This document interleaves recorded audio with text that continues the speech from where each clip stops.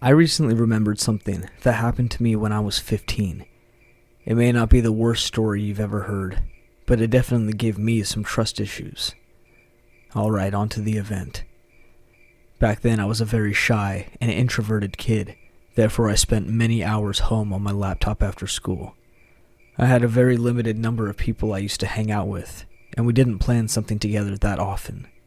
So I was looking for friends online via chat rooms or Facebook or whatever. On one of those chat rooms I met a girl who was a year younger than me, and we instantly clicked. We used to send private messages to each other pretty regularly, and at one point, after our very first talk, we exchanged phone numbers. From there on, our conversations began to be more frequent. We connected real well, and we talked via text or we called each other a lot.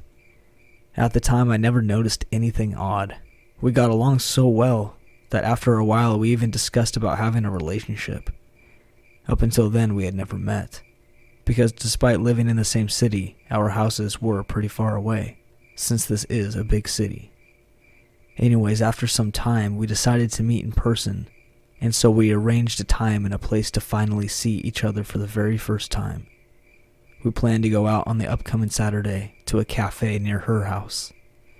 Long story short, Saturday comes, and I took the bus to where we had planned to meet up. While I was riding the bus, she sent me a text message saying that she had changed her mind and now wanted to come to her house. Now, bear in mind that I was a naive kid who wasn't street smart at all back then, and I was feeling very desperate to have a girlfriend, since most of my peers had one. The point is, I wasn't a teenager who could think that anything bad was going to happen to me.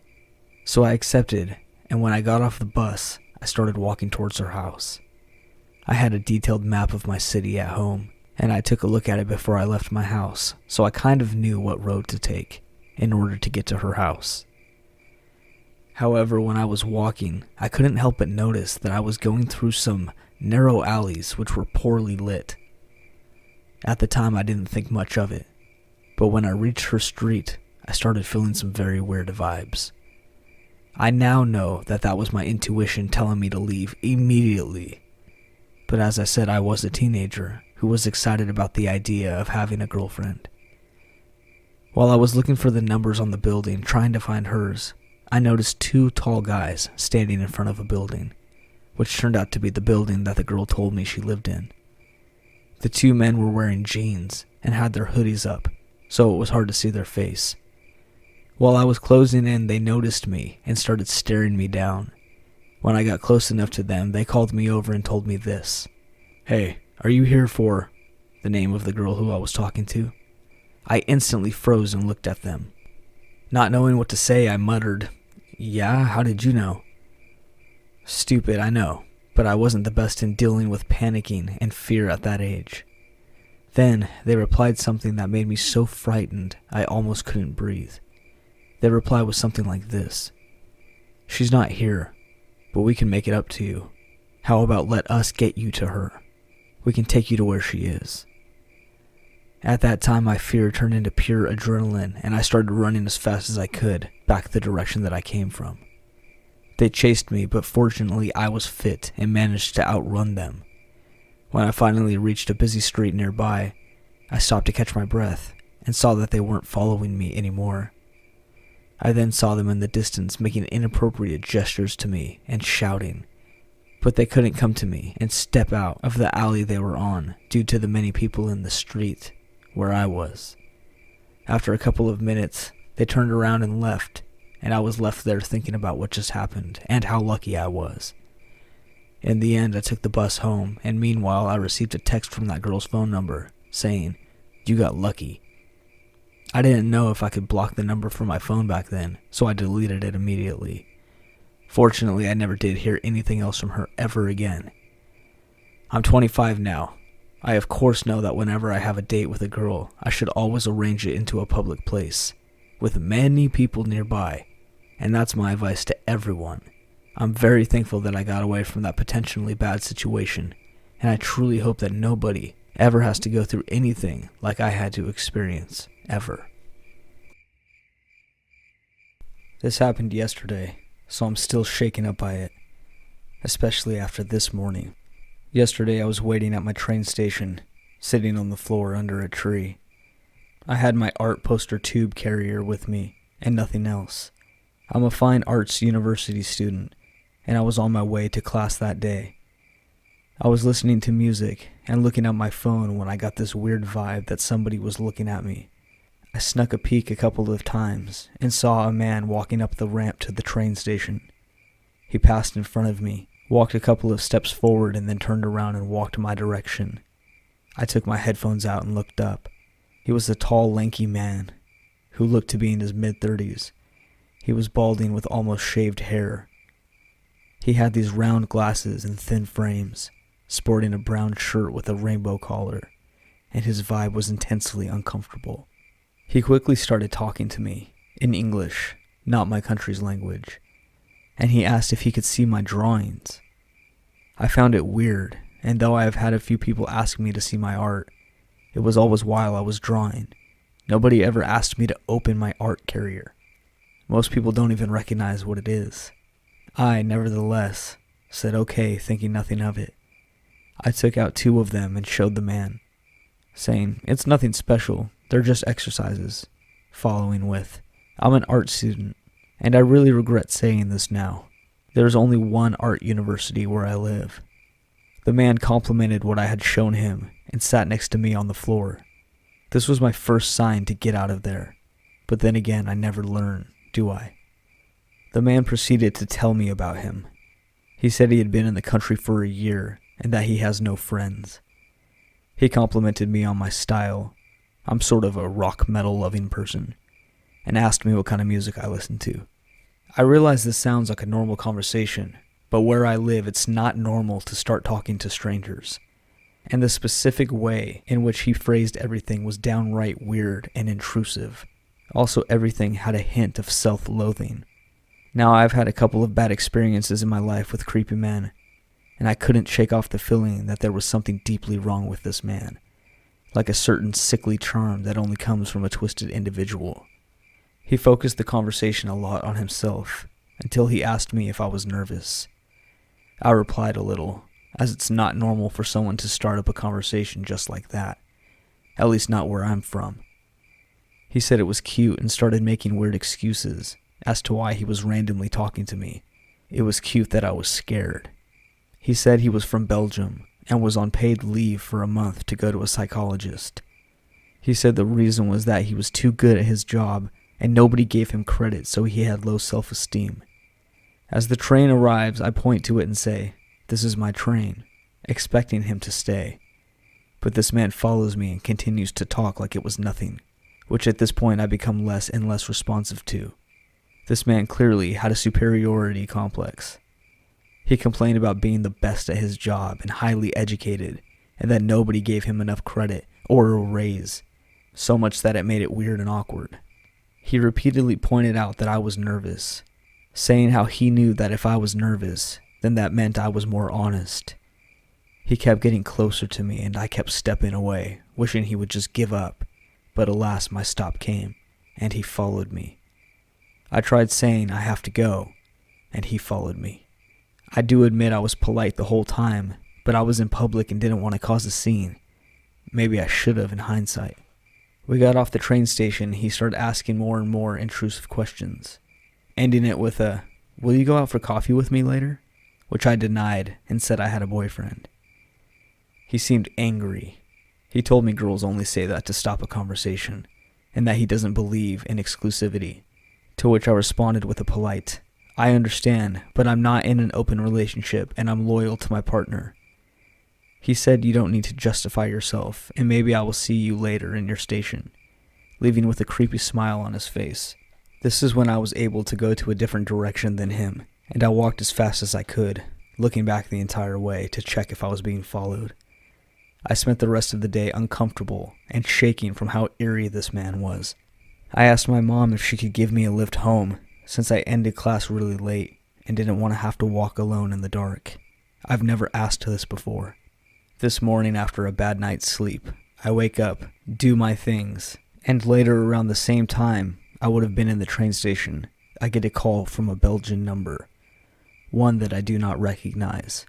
I checked the caller ID just in case it was a spam number, but it wasn't. My heart sunk, and the same feeling came back. I didn't leave the house today and missed class in fear of seeing that man again. I didn't give my contact information to him, but somehow I assume he got it.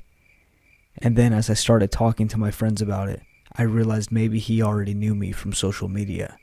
So you know how if you have a business account, you can check if anyone saved your pictures on Instagram. Turns out the pictures of my face were saved. I don't have many on there, but the ones I do have been saved. I checked my followers and there were a couple of very sketchy accounts following me, which I blocked. I quickly turned all of my online presence to private and cleaned out my followers, because Lord knows. I realized I had posted 2 pictures on my stories at that train station this past week, one of those being on the day prior to this happening. And hey, maybe all of this is paranoia, but I will say, I've had my fair share of ill-intentioned men, and this guy gave me the same exact feeling, or worse. So I like to think that it's my instinct telling me this is a big nope. I'm going to start walking around with my pocket knife just in case, because now I don't want to take any chances. Just to let you know that this story isn't a nice story, and it traumatized me for maybe 5 years. I'm telling this story to hopefully deter anybody from making stupid drunk decisions. Around May of 2013, me and 3 friends from our university were taking a gap year and decided to go traveling around North America. We are from the northwest of England. Up until this incident, we were in the US for maybe 4 months. We left within a few days of this happening and returned home.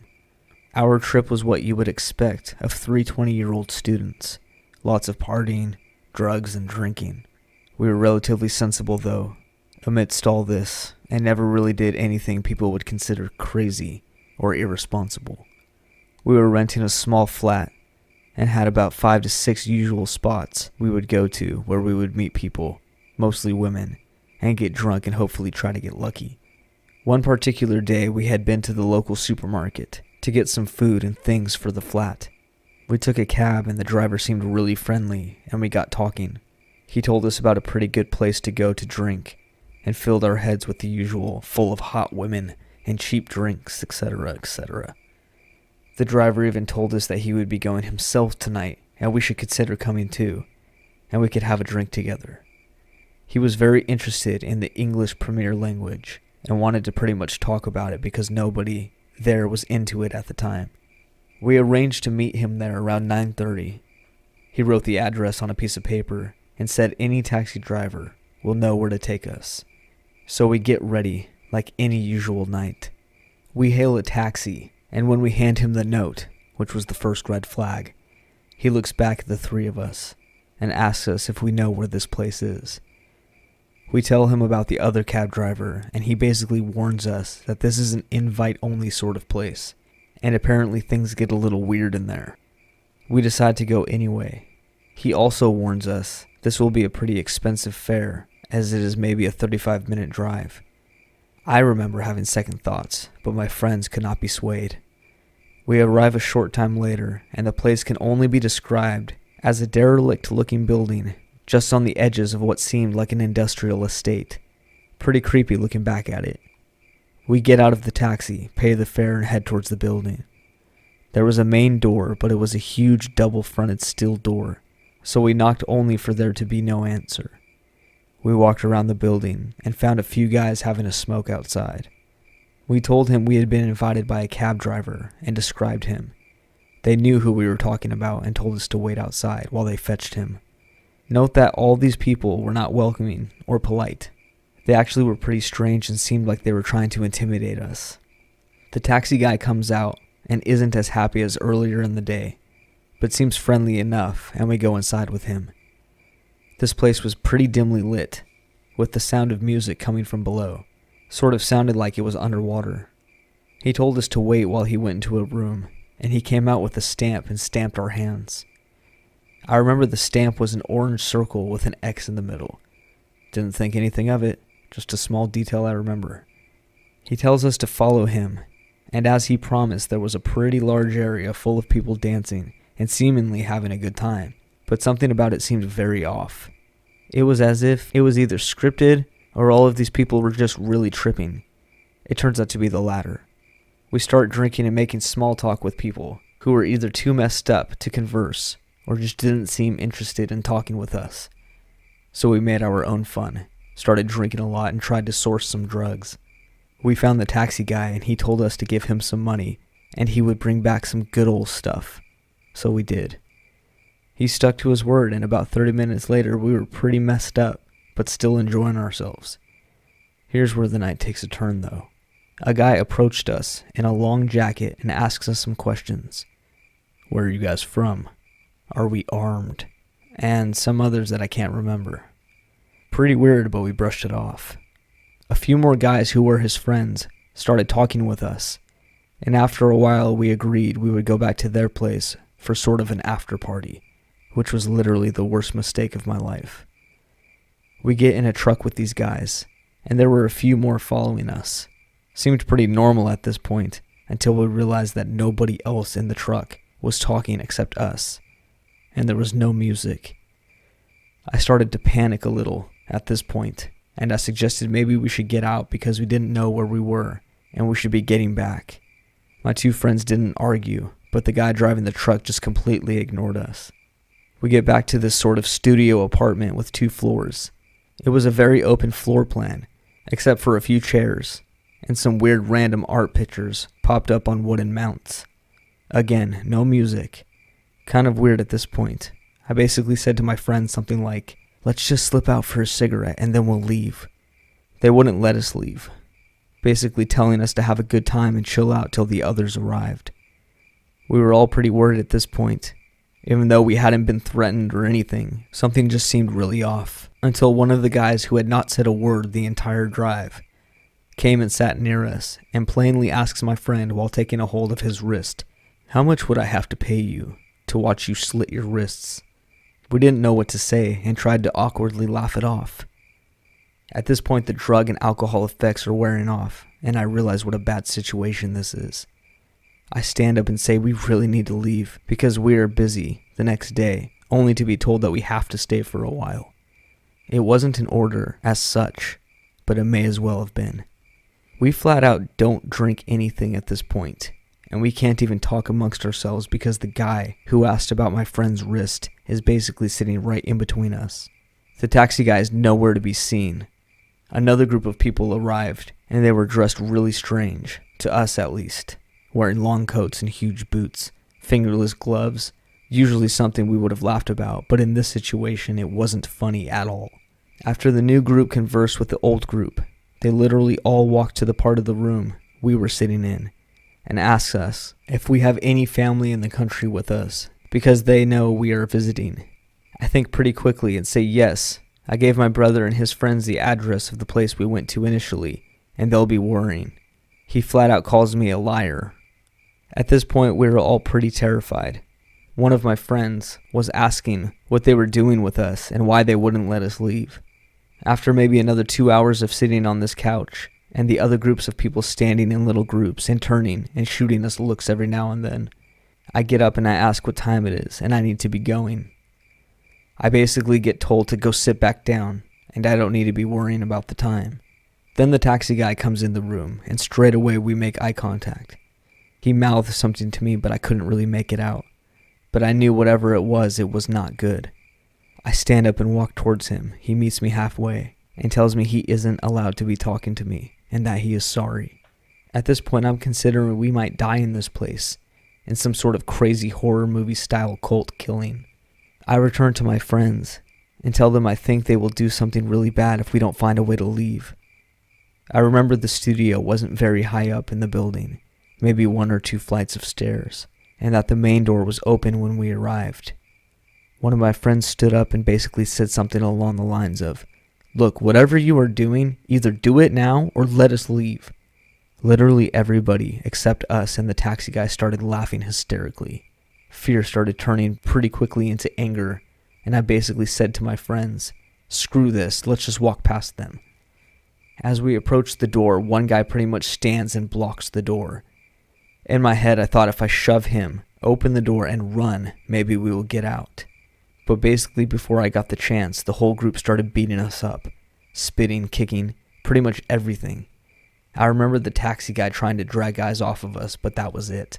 After they beat us up, I remember being dragged back down the same stairs as we were brought in. And I also remember seeing my friends be dragged behind me as I was facing the opposite way. It was light outside at this point, as I see the main door. We were urinated on when we go outside, and had petrol poured on us. At this point, I thought I was about to be burned alive, and I was sobbing. My friends the same. The whole ordeal ended a few minutes later. The guys got into the same trucks and left.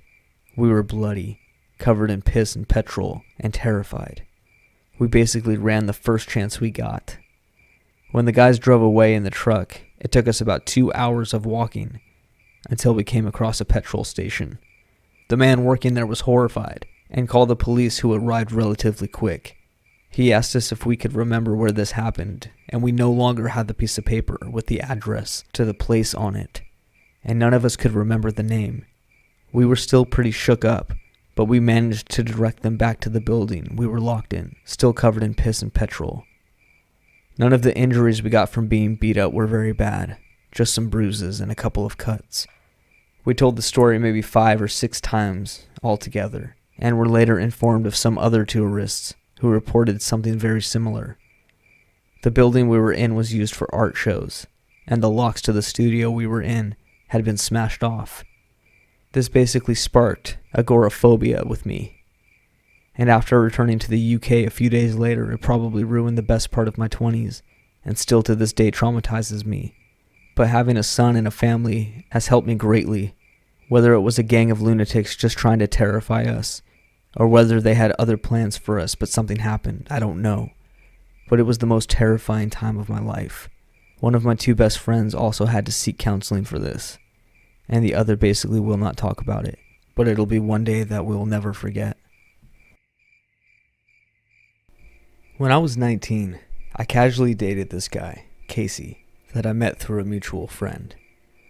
We hit it off the first time we met and hung out for hours.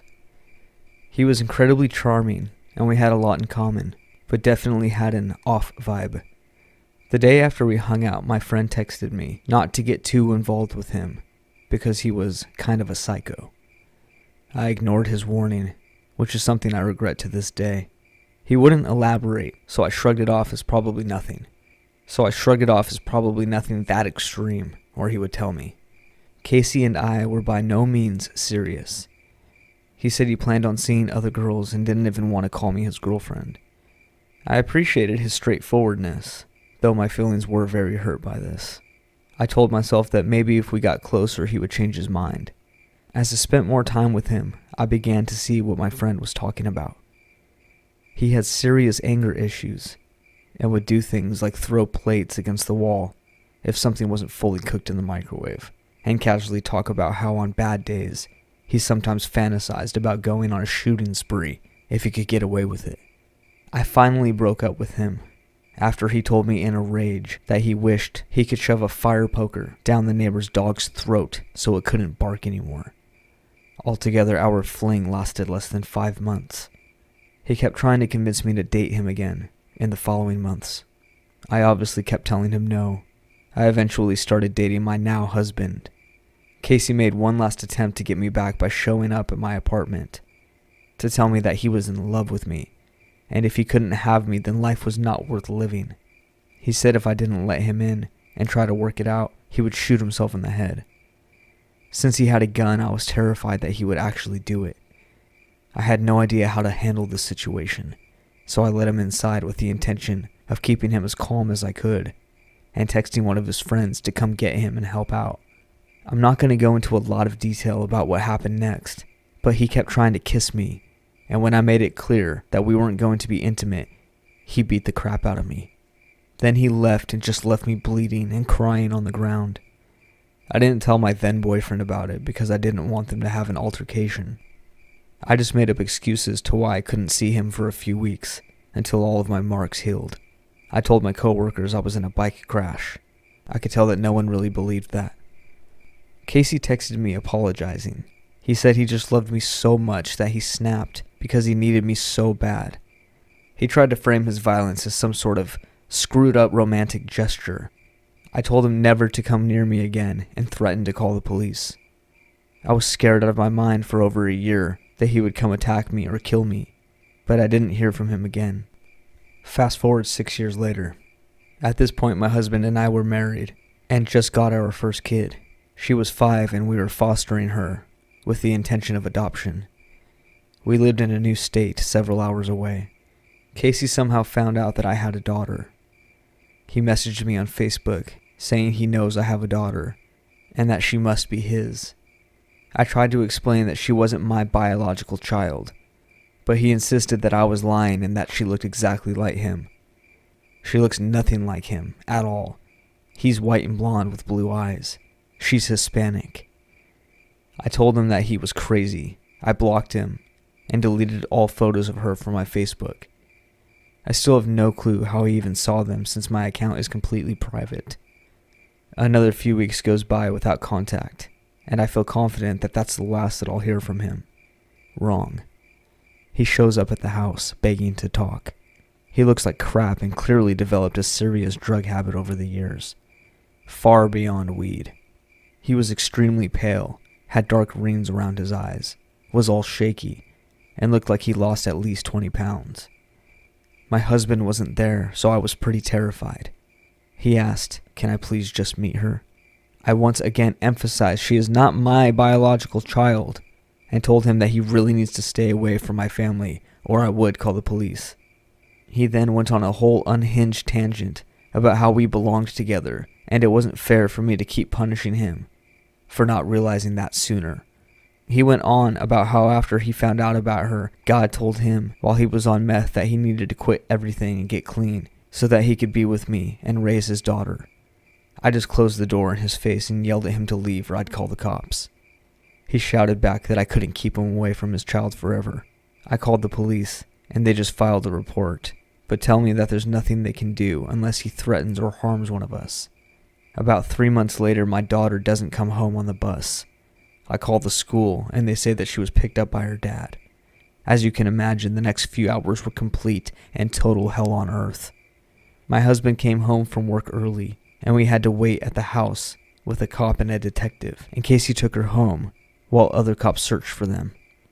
The detective told me that from everything I told him, he didn't think that he was at the risk of harming her or fleeing with her. Luckily, he was right. They were found at McDonald's and he was arrested, while my daughter was taken to the hospital. Thankfully, she wasn't harmed physically at all, and he was apparently really nice to her, although it was incredibly awkward to have to explain to a 5-year-old why this strange man was telling her he's her dad. The prosecution was insanely lenient on him due to his mental health issues and a drug problem, coupled with the fact that he didn't harm her. They ended up dropping all the serious charges like kidnapping a minor and sentenced him to stay in a state hospital until he was deemed healthy enough to be let out, which ended up being only 4 months. They granted us a restraining order that lasted 2 years, which I felt incredibly disappointed about, as I wanted a lifelong one. But we were assured if he contacted any of us again, we would no doubt be able to get another one. It is 4 years later, and we have not heard from him since. My daughter wasn't traumatized or anything. She just sees it as a strange experience that she had. I still have intense anxiety every time the doorbell rings. My husband bought a shotgun immediately after this happened. I've heard through the grapevine that Casey has been mostly clean besides being an alcoholic, which I guess is an upgrade from meth at least, and he seems to be less insane. That's nice, but I really hope I never have to see that man again for the rest of my life.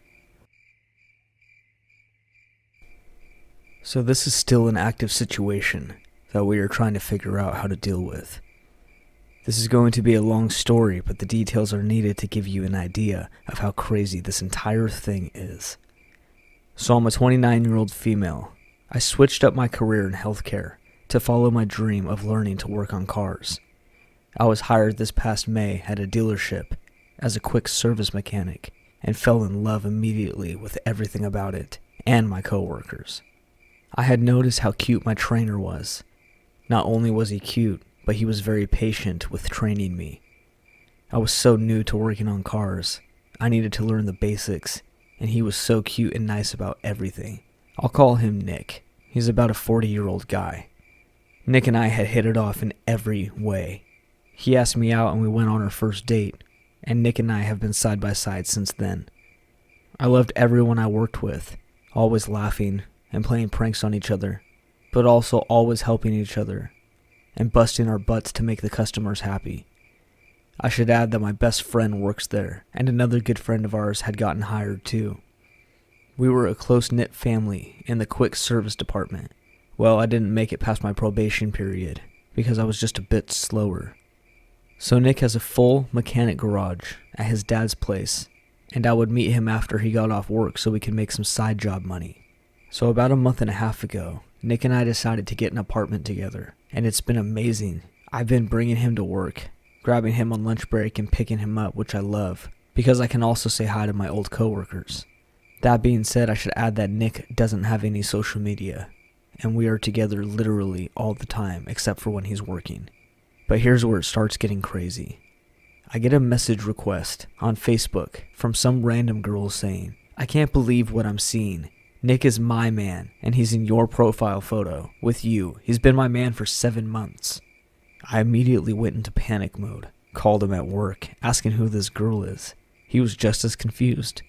The more I talked to this girl to try and figure out what the heck was going on, the more she said weirdly specific things about Nick, like the truck he drives. They meet up at his dad's shop, which no one knew about his dad's shop because he never talks about it.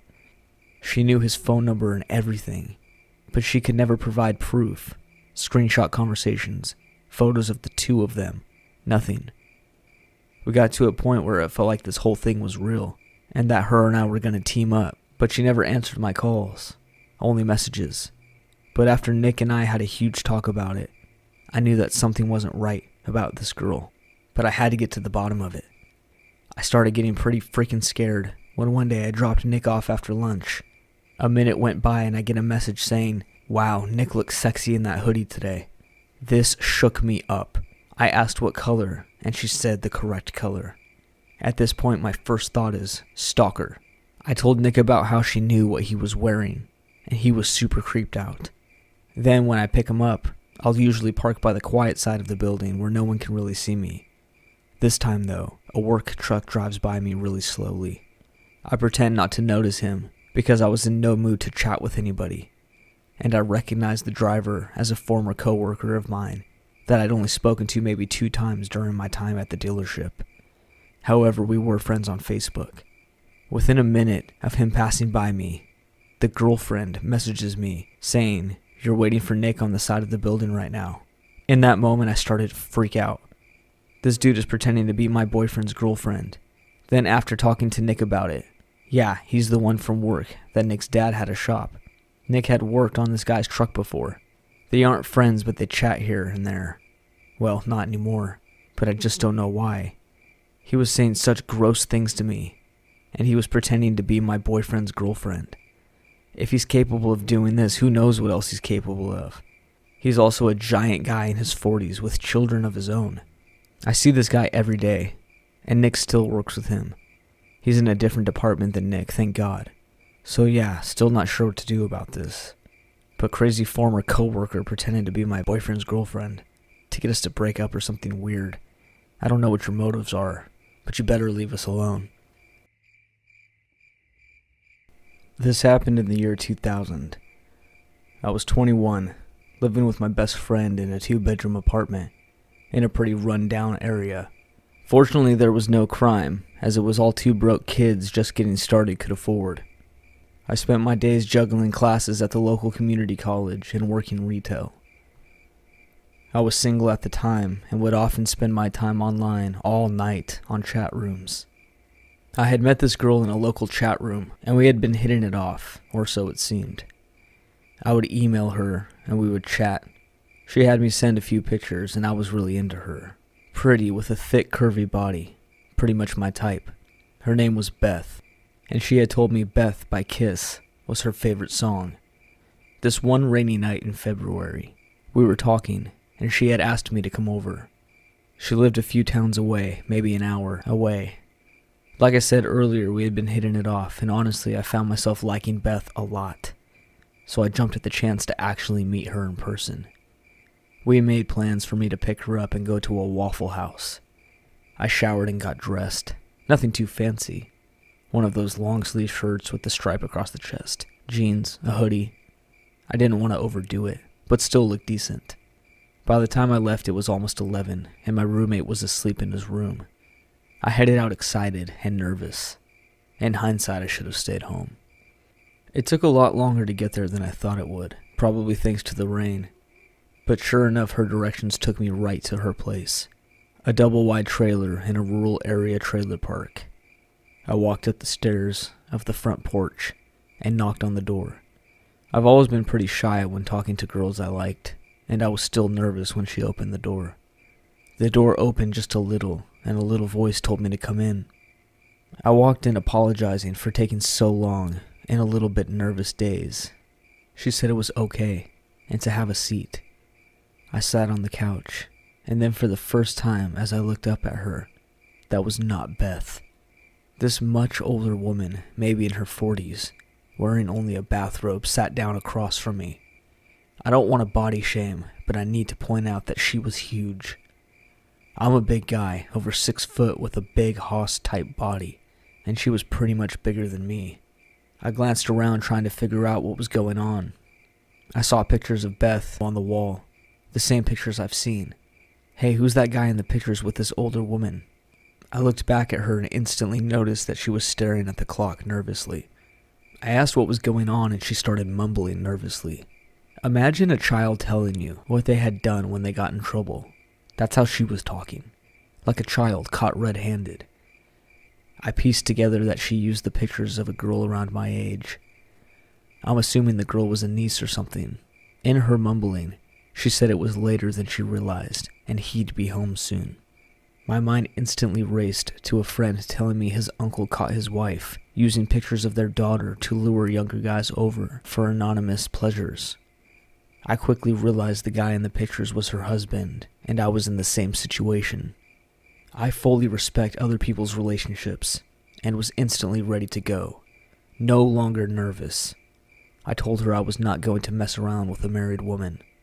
I told her to no longer contact me, and I was leaving. I was mad. Not only had I been lied to, but I'd been cheated on before. I know exactly what it felt like, and refused to have part in doing that to another person. As I walked out the door onto the porch, she yelled to wait. I turned around instinctively to see her coming towards me. She grabbed me and started trying to kiss me. I pushed her away and told her to stop. Her face turned into a mask of pure insanity. She rushed towards me once again, trying to kiss me. I tried to hold her back, but in a second she tackled me, knocking me over and falling on top of me. She kept grabbing at me, grabbing my genitals, kissing me, and crying like a baby. She kept screaming for me to make love to her. I was trying to push her off, but the fall had knocked the wind out of me. Not to mention, like I said, she was huge. I kept wrestling with her, trying my best, and somehow worked my legs in between us. I pushed them as hard as I could, knocking her off of me. She stumbled up and fell over on her porch furniture. Adrenaline took over, and I ran as fast as I could down the stairs and to my car. As I was sliding into my seat, I saw her picking herself up at the bottom of the stairs. She must have fell down them, trying to get to me still. I backed down the driveway, and as I looked back before driving away, she was coming down the driveway, her bathrobe hanging half off of her, her naked body exposed and covered with scratches and dirt from her falls. I drove off as fast as my Ford Escort would take me. I don't know how I didn't get into a wreck from constantly looking in the rearview mirror, hoping she was not following me. I found my way back to the main road, and before long realized I had went the wrong way. I pulled into the first gas station, intending to turn around. I noticed nobody was following me, and the gas station was well lit and had a few cars. I felt safe and parked, trying to get myself together after that insane scuffle. I still can't believe how scared I was. If you would have seen that face and been through that tackle, you would understand. I collected myself and got out of the car to use the bathroom and make sure that I wasn't hurt. The adrenaline was wearing off, and random pains started creeping in. It was then that I noticed the gas station was uphill, overlooking that trailer park. I could see her standing at the bottom of the driveway. It looked like she was holding her head, crying. At first I felt bad for her. I'm a nice person to a fault. I've often let myself get sucked into bad situations by feeling bad for a person I shouldn't have. I saw this crazy person crying, and I felt bad. Then I remember when she went crazy, and the pain creeping in, making me wonder if she seriously hurt me. So I used the bathroom and I left. As I was getting back into my car, I looked back one more time. I saw a car in the driveway, and a man was yelling in the front yard. I guess he got home while I was peeing. I can't imagine what it must be like, coming home to your wife standing naked in the driveway, crying. Judging by her mumbling before the insanity, I figured she wasn't a good liar. I got home and the next day told my roommate what happened. I didn't want to at first. I felt ashamed for some reason, though like I said, he was my best friend. He knew when something was wrong, not to mention I was limping around. My entire body was killing me. He figured she was unhappy in her marriage and maybe her screwing around made her a little crazy. Or maybe she was already crazy and the situation set her off. Maybe on drugs or something, I don't know. I cut off all contact and it's been about 20 years since that night. I've never seen or heard from Beth again. I'm 41 now and happily married. My best friend is still my best friend, even though he no longer lives in the States. We never really talk about it. Outside of this, I've only talked about it to a therapist I visited during a particularly hard time in my life. My wife doesn't know. I still feel pretty ashamed about it. The therapist told me it was probably from a little PTSD type thing, not to mention guilt from perceived gender roles. Maybe. Beth, I don't know if you ever got help or you got worse. I don't care. I hope to never see you again. And I definitely hope to never meet you again. Ever. This happened a couple of weeks ago. I keep trying to push it out of my mind, but I can't stop thinking about it. I work a full-time job, but 2 days a week I pick up hours at a small neighborhood specialty pet shop owned by a friend of a friend. It's part of me doing her a favor so she can have some time off, and partly for her helping me have some extra pocket money to help afford my many hobbies. It's a very small store, the front comprised entirely of windows that grant you a full view of the entire space. Only one person can really work there at a time without it seeming crowded. It was my night to work, and up until that point, it had been relatively quiet. I moved some stock up from the basement, priced some items, and got a chance to say hello to some of the regulars. Nothing crazy. At around 5 p.m., 2 hours before the store closes, a crowd of friends come into the store looking for supplies for a new kitten that they just adopted. I shared in their excitement, made recommendations, looked at pictures of the new little bean, and eventually closed a total sale of around $200 worth of merch. Not bad. I bagged all of their stuff up, and all but one of them left. He said he would catch up with his friends later. He just had a couple questions for me. Up until that point, I assumed he had just been shy, or a boyfriend that got drug out of the house or something. I mean, he had just been hanging at the back of the crowd, not saying anything, not laughing or participating or anything. I sort of brushed it off and asked what kind of pet he had, ready to dive into the sale. He said he had a pit bull and was worried that he wasn't gaining weight quickly enough and wanted advice for what he should be doing and if that's normal. I asked all of the relevant questions, the age of the dog, sex, approximate weight, and if he knew the bloodline. Most dog owners that come to the shop are extremely proud of their dogs and can tell you literally anything about them. They'll brag about their dogs endlessly. This guy didn't seem to know anything about his dog, or even dogs in general, though. He didn't know what I meant by a lot of my questions. I found it really odd, but I didn't worry myself about it, and did my best. I have a pit bull at home that had an issue with weight when my partner and I first got her, and I know how alarming it can be. Since this is a subject that I know really well, more than most other people, I really wanted to help him out. The thing is, he seemed to insist on standing very close to me, no matter how many times I stepped away or distanced myself. He found a reason to get right back up against me. At one point, he stepped behind me to reach over my head and get something, even though there was plenty of space for him to grab it from where he was next to me. I was uncomfortable, but I pushed it away. I convinced myself that I was just being paranoid. I'm a small person, around 5'1", 110 pounds, and it's easy for me to feel a little uneasy. Even telling the story, I'm wondering if I'm overreacting. That's when I noticed that every time I tried to conclude the conversation with a solution, he would bring up something else and would refuse to settle for my answer on a product. Thinking that maybe he was just being overly cautious about what the right solution would be, I shared with him a story of my pup and showed him some pictures of her. One inside my apartment, another at a community garden close by my apartment, just all over the place. He pointed at a couple of the pictures and zeroed in on the landmarks, calling them out. He asked how many times I walk my dog a day.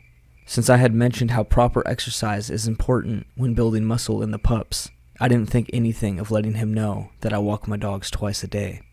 I told him that I tried to space it out so that it's once in the morning and once in the evening, and went into how that may be a good way for him to time his feedings. Every question, I kept trying to lead him back to talking about his dog, but he wasn't interested.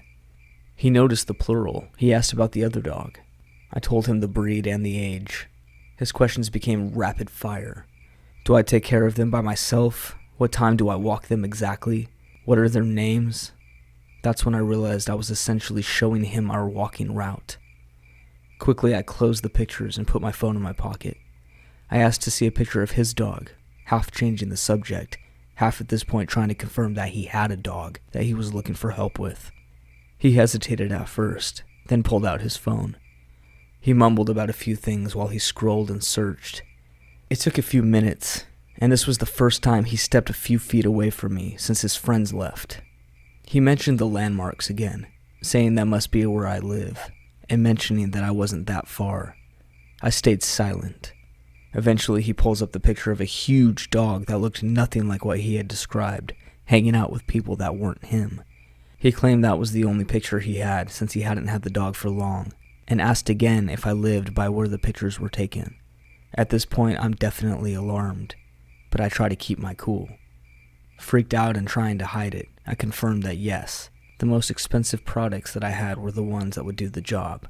I tried to assert that where I was living wasn't important and frantically began just ringing stuff up. That was the best thing I could think to do to end the encounter. I needed him to leave, and I needed to know he was gone. I rang up our biggest jug of liquid gold, our biggest bag of expensive dog food, a training book, all kinds of stuff. I told him the total, hoping he would either buy things and leave or tell me the usual "I'll be back on Friday" that I get after people see especially high totals. No cigar. He took a look at the total, nodded, and asked to know when I worked there, so he could work with me in the future. I told him it varied. He should take me up on my recommendations now, just in case, and repeated his total. He ignored that and asked to use the restroom, pointing at the open door to the bathroom that we keep public. Not wanting to upset someone so much larger than me, with so little concern for boundaries, I told him he could. The second the door closed, I texted the friend that connected me with my boss. She lives in one of the apartments above the shop. Luckily, she was home and she came right down. When he came out, he seemed disappointed that we were no longer alone, and resumed the behavior that he had originally displayed. I told him his total again, asking him how he would like to pay. His exact reply was, "No thanks, I'm sure I'll see you around." The way he said it still sends a chill down my spine. I hope not, creeper. I really hope I won't see you around. I had recently moved into my own place at 19 due to my ex-stepdad being emotionally abusive towards me and my mom. I'm a female. I moved into a council state in the northeast of England. Before moving into the house, I was warned it was in a rough area. I was given the weekend to think over whether I wanted to move over here. Over that weekend, I visited the house at random times throughout the day to see what the activity in the area was like. I decided it didn't seem too bad, as I was moving there to have a place to live, not make friends. Anyway, I lived here for a year and never really had any bother by anybody, apart from one night. Let me just describe the layout of this house a little bit. It was a 2-bedroom house with a back garden, with the gate to get to the back garden being to the right of the front door. I always kept this padlocked. My bedroom was above the front door with a window facing the front door and side gate. I also had a driveway which my car was parked on. I had just recently started working day shifts as opposed to nights, so my sleeping was pretty messed up at the time, and I would fall asleep pretty early. On this particular night, I was in bed around 9 p.m., started watching a show on Netflix, and fell asleep pretty quickly. Around 11, I was awoken to a loud banging. I stayed in bed and hoped it was just a one-time thing, but then the banging proceeded, and I could hear shouting. Can't remember what was being said, but I was pretty freaked out. Living by myself and no reason for anybody to be knocking on my door. Then while someone proceeded to bang on the front door, loud enough to sound like they could have broken it down, another of the party started to shake on the side gate. Luckily, it was padlocked. I then called my mom, who was on night shift at the time, so she answered pretty quickly. I was crying at this point and quickly filled her in on what was happening. She stayed on the phone to get me through the rest of this ordeal. I don't know how or why, but I got the courage to peek outside from behind the curtains. I could see two men, probably in their late 20s, early 30s. They were guys dressed in tracksuits, and all around didn't look very friendly. At this point, I'm pretty sure they were heavily intoxicated with either booze or drugs, or both. After this carrying on for about 20 minutes, I realized they were not going to stop unless I said something. So me being brave and maybe a little bit stupid, I opened my bedroom window. I shouted down to them, "Hey, what do you think you're doing?" Now I can't remember the name that they said. Maybe Steve. The one had been banging on the door said, "Get Steve out here now." Me being confused because obviously I lived by myself, said, "Who is Steve?" This guy then replied, "I know he's in there. His car is here." Bearing in mind at the time I had a 19-year-old Toyota Corolla with a private license plate. For obvious reasons I will not post what my private license plate is, but to put it simply, the plate is an abbreviation of my name. So obviously this Steve guy wasn't going to have a car with a girl's name on his plates. So obviously I replied to this guy and was like, "No, that is my car," and then proceeded to ask my name. Stupidly I gave him my first name, but not my last, thank God. He then asked, "Who else lives here?" Again stupidly I replied, "Just me." But thankfully after this remark, his friend who had been trying to get into my side gate was like, "It's time to go." I watched as they walked down the street, away from my house until they were out of sight, to make sure they weren't going to come back. I then called the police and made a statement in case they ever did come back. Thankfully that was the first and last time I saw them. Me being forgetful sometimes, I would forget to lock my doors. Thankfully that night I had locked my front door because if I hadn't, I have no idea what would have happened. I'd like to think I have pretty decent instincts now when it comes to knowing who has bad intentions, but I wasn't always as cautious and observant as I am now. When I was in high school, I always felt so ugly. I had low self-esteem and anxiety, which was really more of a problem rather than my looks. So if anyone of the opposite sex gave me a little attention, I would start to like them. I was pretty innocent despite how desperate I was, having only kissed one boy. So when I was 17 and a college guy put interest into me, I immediately clung to him. I was on this app before Tinder, and I met a guy who lived 7 hours from my home city. His name was Brandon, and he was gorgeous. Blonde hair, muscular, blue eyes. He played soccer for his university and was 19. Honestly, he wasn't my usual type. I really liked guys with darker hair and eyes. I still do, but he was really handsome and really kind. He would shower me with compliments and talk to me all the time. I lived alone in an apartment with just my cats, so when I would get lonely or scared, he would always comfort me. A month into talking, he started asking for pictures. Not ones of my face, but obviously nudes or bra pictures. Now this was nearly 6 years ago, and I didn't have a good concept of stranger danger on the internet. I mean, smartphones had only really been around for 2 or 3 years at this point, at least in my school and with my age group. 17-year-old me who was so insecure wanted to make him happy because I couldn't believe I had gotten a guy to like me. I was ready to do anything he asked. I never sent naked pictures, I was way too insecure for that, but I would send pictures of me in my bra. He would shower me with compliments saying how sexy and beautiful I was. and I fell for every word. With time, I started to get upset though. I wanted to see him. I would always send him pictures when he asked, but he never sent me any. He would show me body pictures of him with his shirt off or things, but the pictures were always bad quality. When I started getting too persistent, he promised he would start calling me. For some reason, this appeased me, and we would talk many times a week. After a couple months, he got increasingly more sexual with me, telling me what he wanted to do with me and how badly he wanted me. This made me nervous since I had only ever kissed a boy, but it also made me a little excited. It felt really good to be wanted by someone that I had really grown to like. This was all during the first semester of my senior year of high school, and I was going to turn 18 the next semester in late January. As it got to Christmas time, he started to talk about coming to my city to see me for my birthday. This had me really excited, since I wanted to see him in person so badly. We had first talked about me going to him, something he had insisted on, but I chickened out and said I couldn't do the drive alone. An excuse. I really didn't want to go to an older guy's house and stay with him alone. My own house made me feel more safe. We planned on a weekend after my birthday, and everything seemed fine. But then one day in my choir class, my best friend, an exchange student from Germany, was talking with me about him. I was telling her about him and showing pictures, and she got very unsettled. "Have you seen him on video?" I told her no, and she gave me a skeptical look. "Something just doesn't feel right. There is no way he is real. Not that you couldn't date someone like him, but he's too perfect."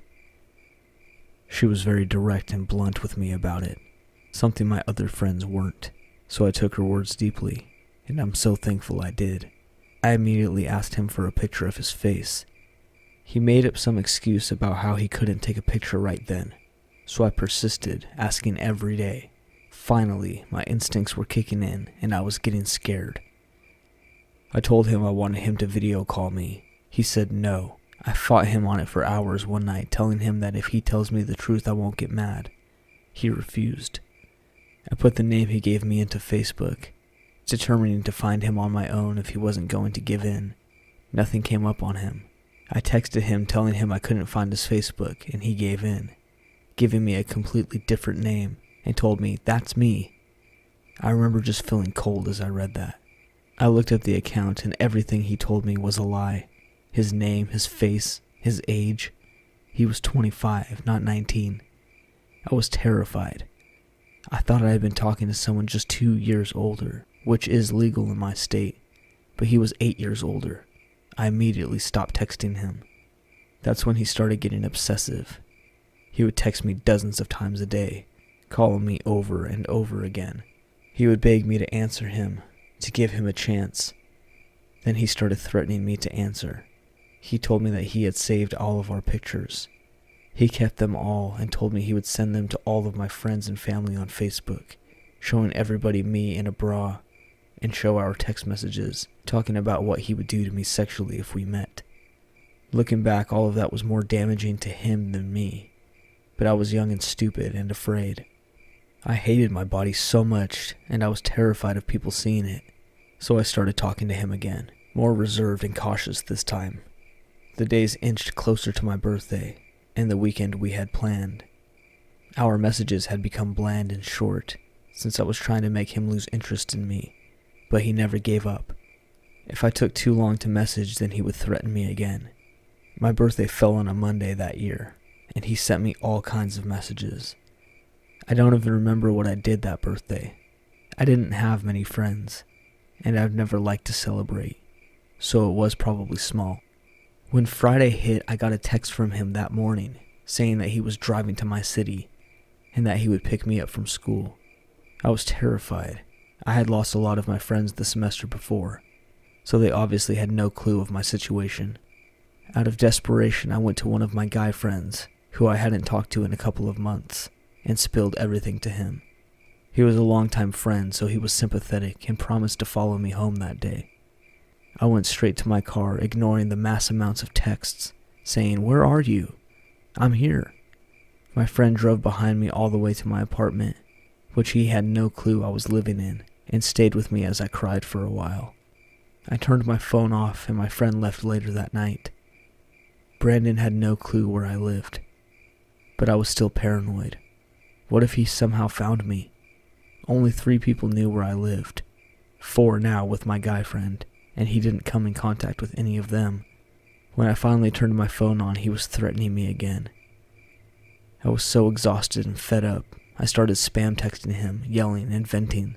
I told him how stressed he had made me, and how what he was doing was wrong. I told him to send the pictures and that I didn't care anymore. I started to attack his character, telling him how no one could love him if he hides who he is, and then treats people like crap when they catch him in a lie. Thankfully for me, he had enough care for me to take my words to heart. He apologized and told me he deleted all the pictures. He swore to leave me alone as long as we can still talk every once in a while as friends. I agreed, even though I knew I was lying. I talked to him for a month, short responses until he finally gave up. Even now at 22, I still see his name appear sometimes. I blocked his number and deleted him on everything, but his name still shows up sometimes on my Instagram or Snapchat when he is trying to re-add me. He's the reason I don't give my name or picture out. He isn't the first stalker I experienced. The first time was when I was in 6th grade, but that's a story for another time. The Hester House was a legend passed down from class to class in my high school over the decades. Students and even teachers told a variation of a story about a house belonging to one of the earliest families in our community in central Pennsylvania that burned down a century earlier, but reappears with the first full moon in October.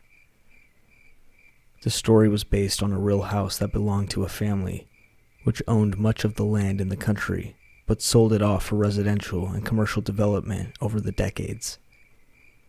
When the house burned down in the 50s, it took with it the last of the Hester family line. The problem was that no one knew where the house had been. There were some old foundations along the southern slope of Peters Mountain, but none of them could be linked historically to such a house.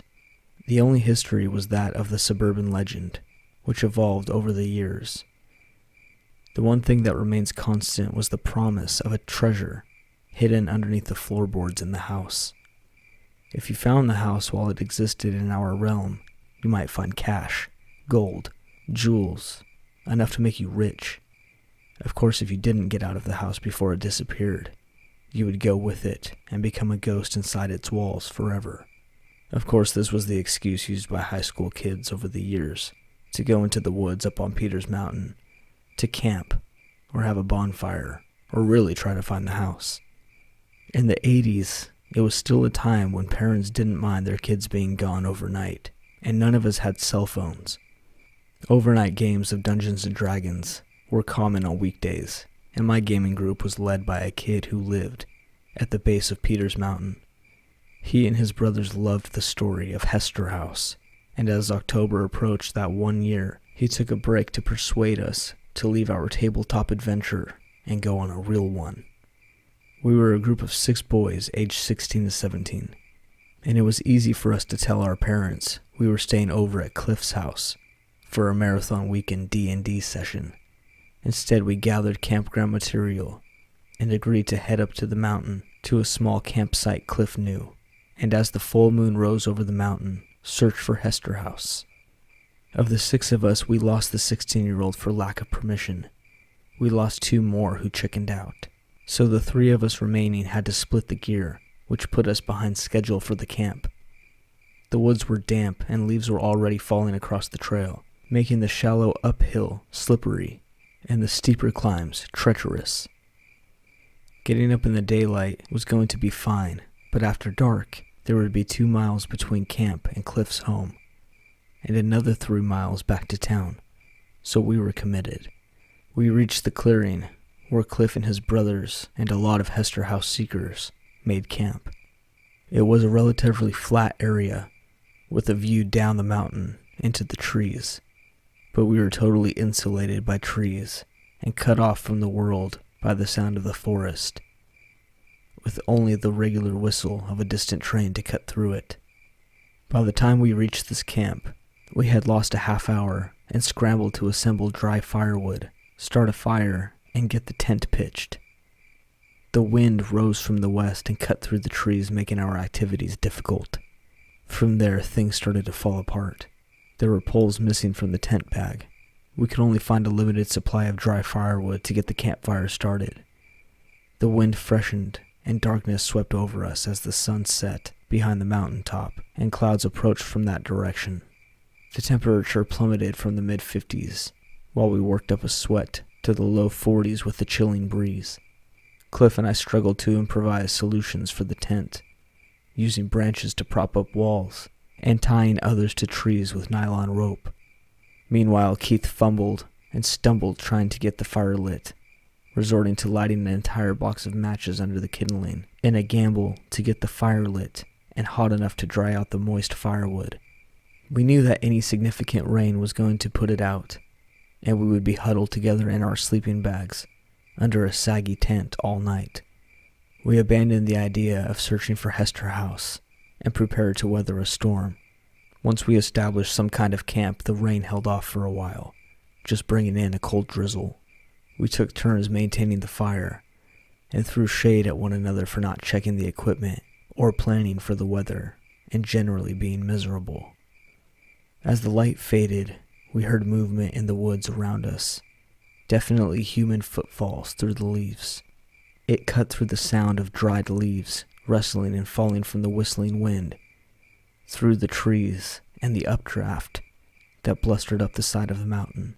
Suddenly a big object landed right in the middle of the campfire, throwing hot embers and burning twigs in every direction, including our tents. The evening brightened in a dance of fireflies over the fire. We stepped out to find out what happened. Did a limb fall? Was it a wet branch popping with boiling water pockets? It was a rock the size of a basketball. Cliff pointed out the dark figure standing in the trees on the side of the fire. It was a tall, husky figure standing, slightly hunched like he was getting ready to charge or run away. Movement through the woods resumed, and we detected 3 other people about 50 feet up and down the mountain around the campsite. The first figure we saw stood motionless for moments. Cliff yelled, more ticked off than afraid, "Who are you guys? Don't mess with the fire." The first figure started laughing. It wasn't another kid. It was an older, raspy laugh, joined by the older-sounding voices in laughter. A softball-sized rock struck the tree trunk over my head and bounced off to one side. Another sailed over Keith's head and struck the tent, snapping the branch holding up the one side. We scattered. I don't know what the others were thinking, but I wanted to keep trees between me and as many of them as I could. The laughter intensified and more rocks landed in the campsite. I slipped in the wet leaves and slid down towards one of the men, and he rushed forwards towards me with arms out. He was wide and slow, juggling as he advanced, and laughing like it was the funniest thing he'd done all year. He slipped and planted himself face first in the muddy ground. By that time I had traction and was heading back up the slope towards camp. I took a small rock to the shoulder, but it glanced off my padded shoulder and I kept moving. I got to the camp and one of the men was standing in front of the fire, his features still in the shadows. He pointed at me and roared, "Leave Hester House alone." He then took a couple of burning logs and tossed them into the tent. He ran off, chased by the others in the same general direction. Cliff and Keith rushed back. The tent was a loss. We had to smother it. And then it began to rain. A wall of rain rushed in from the west, and it poured so hard that it put out the fires and left us in darkness. We huddled together to be able to talk over the rain. "Are they gone? Where did they go? What do we do?" We had flashlights, and while cold and soaked, we were uninjured. "We gotta get out of here." We heard footsteps in the darkness, and a single beam of light shot out from the forest over us. The voice from before screamed, "Leave the Hester House alone. Get out of here or we will kill you." We abandoned our gear except for the flashlights, and Keith led us away from the site down the mountain. We were moving at half the speed coming up. It was sloppy and slippery, and the rain was relentless. We slid on our butts over the steep parts, and had to stop to work out a way down that wouldn't risk us breaking our legs or necks. Every time we stopped, a rock would sail between us and snap against the other rocks, or a tree, and a voice would shriek at us to go. Go, or we will bury you on this mountain. I want the skinny one. She's cute. A rock hit Keith on the cheek and nearly sent him over an incline, but he dropped to his knees to keep from rolling. It dazed him, but his adrenaline kept him moving as the skin swelled and darkened. I said the first thing that I thought off to Cliff. If these are your brothers and their friends, Cliff, I will be so pissed. Cliff shook his head. No, not them. They would never do this. And I believed him. But most of the town, dating back a generation or more, did know about the Hester House story and the date. It would be easy for somebody with bad intentions to come out into the woods on the first full moon and wait for a bunch of stupid, unprepared kids to make a camp far from witnesses. Suddenly the stories about the kids going missing inside the Hester house, trying to get the treasure, made me think if anyone actually did go missing on a dark night in the woods, and the house was just a cover story too. A rock hit me between the shoulder blade with the power of a fastball. I felt something pop in my spine and a sharp shock up and down my entire body. After what felt like hours in the increasing darkness, dry heaving from the panic and the struggle, coughing and spitting up snot and rainwater, we came to the road close to Cliff's house. There was a man standing underneath the streetlight by the street. He had the same predatory hunch as the man at the campsite. Soon 3 or 4 other figures appeared and blocked our way. We stopped and they began moving towards us. Suddenly our silent prayers were answered when a truck rolled around the corner, heading up the hill, and bathed them in its headlights, blinding them. These were not kids or young adults. These were older men, faces in their 50s or 60s, bloated and wrinkled, covered in dirty clothes and windbreakers. They were ugly, evil-looking men who had worn us down to exhaustion and were ready to strike. The truck did not slow down, but it gave us a break.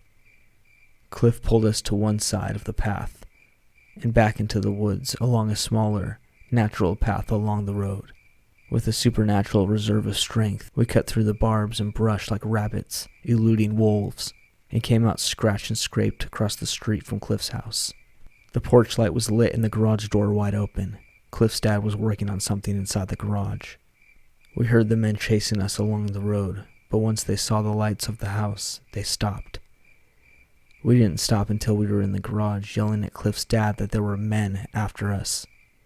Cliff's dad called the cops. Cliff's mom took us inside, dried us off, and helped tend our injuries. The cops never found anybody, but they scolded us for being irresponsible enough to go camping in the woods without supervision or preparation. The sergeant there saved his strongest words for Cliff's parents, effectively ending our weekend D&D games.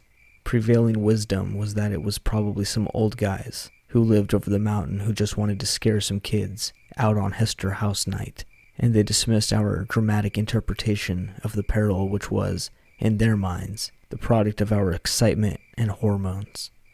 The newspaper took a decidedly Halloween approach to the story, spinning it as a tantalized tale of transients stalking local kids on a camping trip, but who knows what in mind when they caught us. But weird Hester House guardians in the woods, it's been over 30 years, but if I'm ever in the neighborhood again, I hope we never meet, because I'll straight up murder you. This happened about 1.5 years ago. The name has been changed. I used to work in a gas station, where this one particular customer was a regular. Throughout interactions with this guy, I figured out there was something off about the way he socialized. This guy could ramble for minutes and minutes and minutes at a time, until you told him that you had to serve somebody else. Even if there was a queue, he would still ramble. I was the new girl at the station, and everyone told me they avoided serving him because he made them uncomfortable. Yet they never trespassed him or asked him to leave. Let's call him Tom. Tom was in his mid-40s and ran some kind of unregistered, probably somewhat illegal lawn mowing company where he would mow lawns for people and they would pay him cash. I feel sorry for his customers because I really wouldn't want this guy on my property or knowing where I lived. It started off relatively harmless, but harmless always gets freaking tiring. So he used to comment on my smile, how he liked the shape of my face and mouth. He also used to comment on my hair, which I used to dye red. It's actually part of the reason I stopped dyeing it.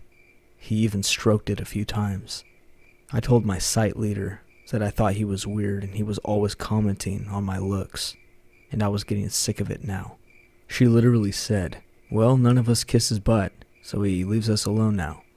That really pissed me off, because I never kissed his butt, only politely served him and asked him not to behave in certain ways. Secondly, he never left them alone. They used to run into the back room and make me serve him. One day my coworker had a heart attack and died suddenly, not at work. I was really upset because he was practically the only nice coworker towards me. There were a lot of crabby women working at the station who talked about me and made fun of me behind my back, even though I was constantly doing their work and pulling double shifts regularly. This coworker was a really wonderful, older guy, pushing me to talk to my boss about becoming a manager. Naturally, I was upset and I cried a couple of times on my shift. But once I was alone for the night, I had to hold myself together for the customers. Tom came in. It was around 8 or 9 p.m., and we have a policy called controlled door. Basically, we unlock the door for anyone who we think won't rob us. After 10 p.m., no other customers are allowed in. So yeah, Tom is buying 2 bottles of Coke or something. I let him in because I wasn't threatened by him at this point, and I was a bit off during that shift since my coworker had just died that day. He approaches the counter and mentions that I look sick or upset, and how he heard that so-and-so passed away. I just said yeah, and said I was feeling a bit sad. Without warning, he grabbed me by my neck and pulled me across the counter into an awkward and painful hug because my legs were hanging mid-air. I didn't say anything because I was literally so taken aback and frankly scared. Tom then said, "I noticed you had the door locked, and then you unlocked it for me. That must mean that you trust me." I just made some excuse about how I needed to clean the coffee machine now, and he needs to leave so I can monitor the cameras. The way he grabbed me left me a sore pain in my neck for literally weeks. The next few days I told my site leader what had happened, and she told me in a snarky way that I should have made an incident report the night it happened. I told her I forgot because I was shaken up. She said she would get him trespassed. A couple of nights when I was leaving around 10 p.m., he would be outside, around the corner of the building, and offering to take me home. I always refused and quickly got to my ride. I told my site leader this, and asked when the trespass was happening, and she said she was discussing it with her boss. A few more creepy comments and occurrences happened when people finally started asking him to leave. By this point, everyone was aware of his behavior towards me, and were actively telling him to leave. I got fed up and handed in my resignation, since he hadn't been officially trespassed. It took me handing in my resignation for them, on that day, to go to the police and then have a sit down with me, and try to convince me not to leave. I said my mind was made up. My coworkers were mean people, and this guy was harassing me. I wasn't going to put my health on the line for a job at a gas station. In my last couple of weeks, they switched me in between 2 other different sites, so Tom wouldn't know where I was, and to get away from my regular coworkers. My main site at the time was amazing. The coworkers were supportive and very friendly. The site leader was sympathetic, and even on more than one occasion warned me when he was approaching the store, got me into the back room on time, and then went off at Tom for looking at me, telling him to leave and that he was calling the police. I forgot to mention that when I was placed in the other sites, he would drive to each site every day to ask where I was. Someone from my old site told him. I still don't know who it was or why they would do a thing like that, even if they disliked me, but that's how he found out where I was and would come in. Thankfully, I only worked there a couple more weeks, and most of the people were proactive in keeping him away from me. After I left the job, I decided I wanted to start going to the same church my dad goes to. He swore by the church, so I read some reviews and literally found a review by Tom that was very recent, saying the church was great. I decided to tell Dad about Tom, and said I was too scared to go to the church. Dad said Tom was harmless, and he had Asperger's and didn't mean to be weird about stuff. I told Dad that he would wait for me late at night in dark areas beside my work. He would follow me between workplaces. One time I worked half a day at Site 1 and then drove to Site 2 for the other half of my shift, and he was driving behind me. He made comments about how I looked and how I was just such an amazing person countless and countless times that it just became tiresome and creepy. Dad ended up speaking to the pastor, and pastor told him that he had actually been banned from the church a few days ago for inappropriate hugging the women there. His wife actually came into the church to complain. She did the same thing at my workplace, saying he was innocent and had done nothing wrong. I don't know if she's stupid or in denial. Anyway, I moved cities away from where I used to live, and I'm very thankful that Tom never found out where I lived or hurt me in any way. I look back on those times where he waited for me in the car park at 10 p.m., and I literally shudder at the thought. First, some background. I am nearly 20. I'm a female who had a pretty rough childhood, and due to some bad decisions, I found myself homeless in 2017. My aunt lived in a completely different state, and I had only met her a handful of times, but she's getting older and said she could use some help around the house, and honestly I think she's just a bit lonely. She doesn't have any kids, and she's at that age where a lot of her friends are dead or really sick. Fast forward to September 6th of this year. My aunt is about to go on vacation with her 3 sisters and sister-in-law. She's set to leave on the 8th, and the only thing she's nervous about is this will be the first time I've been home alone since I started living with her. She's going to be gone for an entire week, and it's not that she doesn't trust me, it's just that I haven't had the best luck with people in my life. My mom used to pick on me that I would always attract the crazy ones. My aunt is very well known in this community, and especially with her neighbors, who all love her and I've become really good friends with too. So every morning I wake up between 6 and 7, and I take my dog out on a run, so we usually get back around 8:30, right when my aunt is waking up. I get my dog breakfast and I go shower. This particular morning I wasn't feeling very well. I had cramps, and I felt like I was going to puke. Yeah, it was that time of month again, so I decided to sleep in. My aunt must have fed my dog and let him out into the fenced yard, because I didn't hear a peep from him until I woke up around 10:30 to 11. My aunt was already gone for work, and I felt awful about not taking my dog for a walk. He's still very young and very energetic. When he doesn't get his walk, he gets so sad and just kind of mopes around all day. So I decided, since it was a nice enough day that the road wouldn't be too hot on his paws, that I'd take him anyway. I got dressed and got everything ready. I grabbed my keys, brought him to the door, all harnessed up and ready. I opened the door, and hanging across from the door on our porch is a hook that normally my aunt puts those hanging flower vases on early in spring. Instead of a flower vase, though, there was a black backpack. It was just a normal black hiker's backpack that had a strap over the top to hold a sleeping bag and a couple of compartments on the side to hold a water bottle. I thought this was weird, but my aunt was about to go on vacation and she's a bit of a pack rat.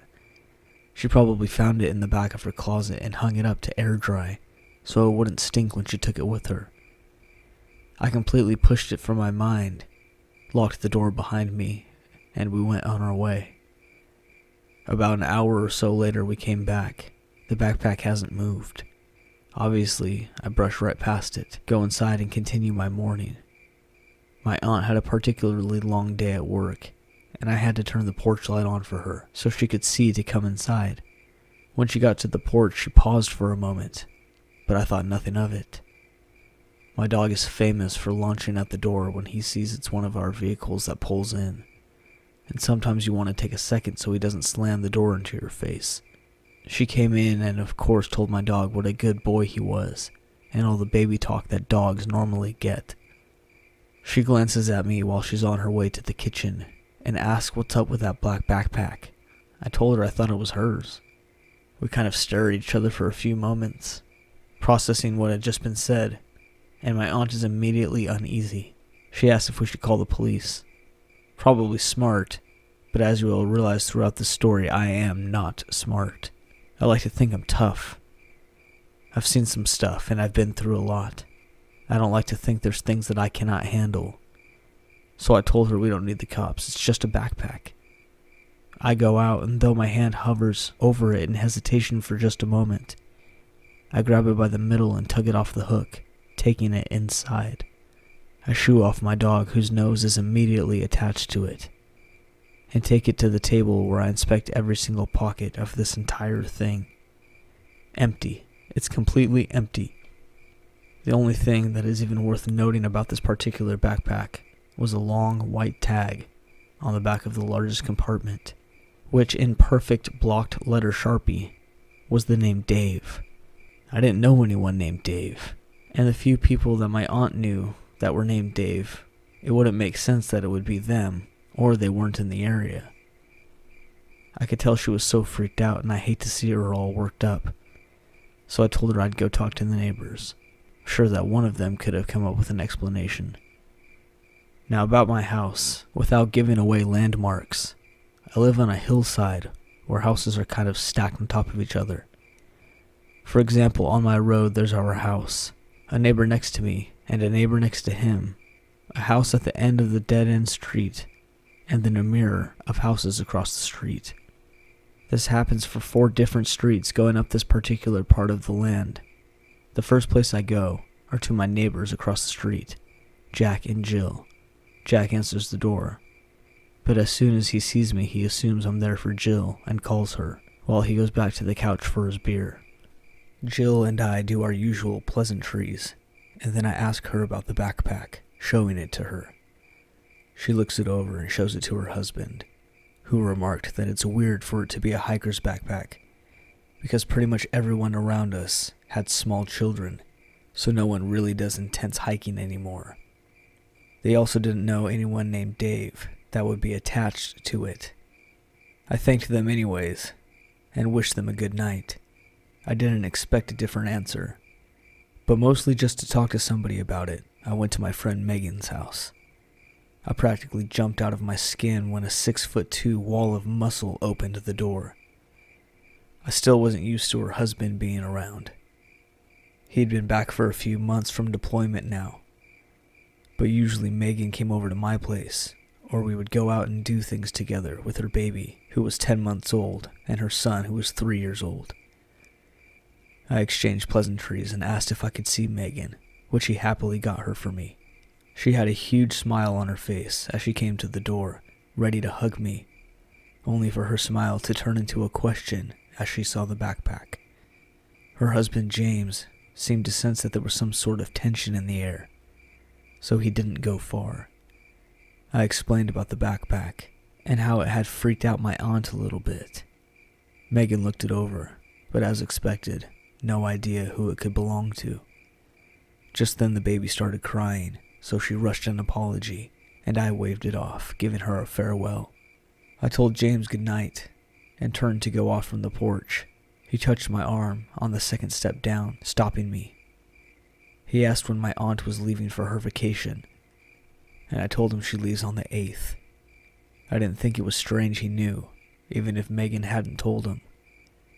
Everyone knew my aunt and how she'd been planning this vacation for months. He seemed to think for a moment, and then as if a light bulb went off, he suggested he come up on the 9th in the morning just to make sure that everything was okay. I was a little bit hesitant, because I didn't really know James, but I trusted Megan, so if she thought he was good, then he must be good. I accepted and thanked him.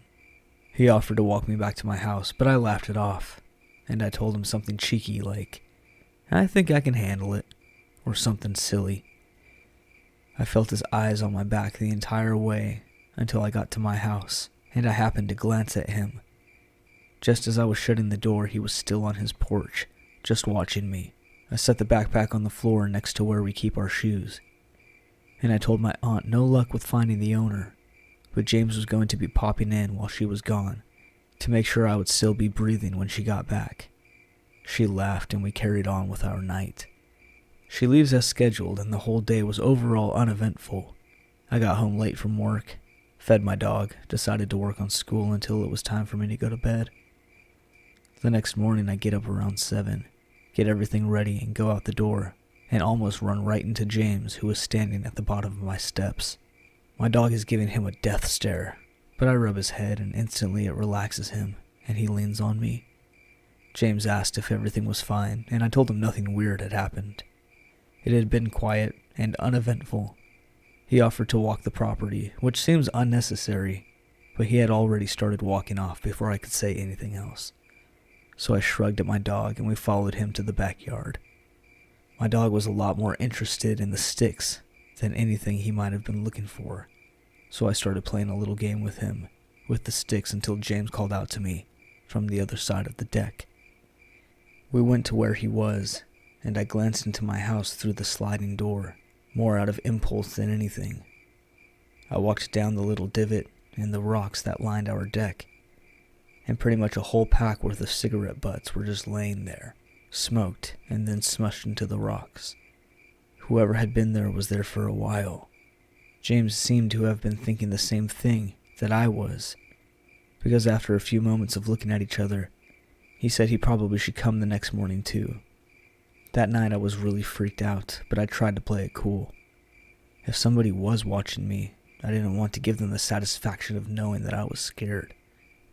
I turned up my music and tried to focus on my bio quiz instead of the million what-ifs that were going through my mind. The next morning, James beat me to it. I was debating if I should take Ash on a walk that day or not, when he knocked on my door. I unlocked and opened the door for him, reporting that nothing of interest happened the night before. He seemed relieved by the news, which made me feel better. I told him about not being sure if I should be walking Ash by myself anymore, and he offered to go with me. In the back of my mind, I felt a little weird spending so much time with my best friend's husband, while she was home with 2 little kids. But it's not like I was going to steal him. Everybody knows I'm a lesbian, and I was going through some tough stuff at the moment.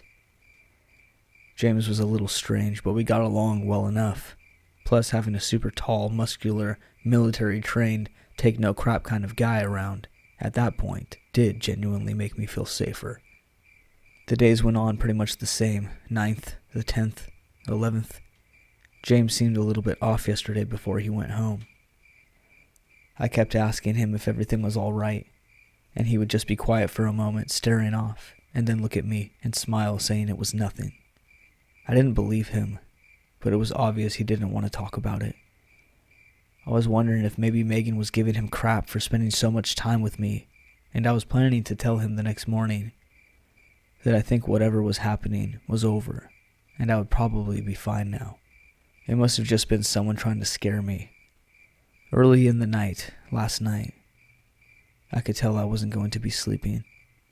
I never sleep long much anyway, but sometimes I can go days at a time, being tired, but not being able to sleep.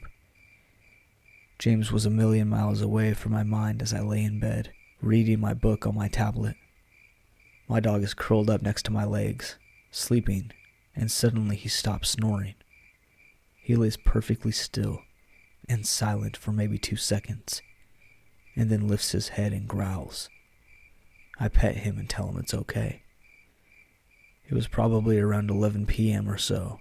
If anyone was out there, it was probably Jack or my next-door neighbor Jake, whose dogs decided they needed to go pee in the middle of the night, so they were standing out there with a leash, pleading their respective dogs to do their business and get back inside so they can go back to sleep. My dog spooks easy and growls at night, but usually me talking to him and petting him calms him down. But it wasn't helping this time. In fact, he seemed to be getting more agitated. I could see the whites of his eyes as he looked at me in panic. I was trying to comfort him when there was a loud knock on the front door. I visibly jumped and clutched my chest for a moment to try to calm down my heart, which was racing. My dog didn't like the knocking either. He was out in the living room, pointed like a missile at the door, with his ears raised. I put my hand on his back on my way past him to go up to the door.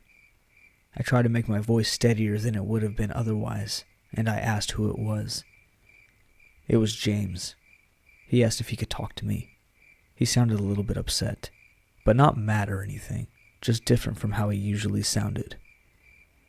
Now it was 11 p.m. at night, and this is a married man who probably should not be coming over to a much younger woman's house.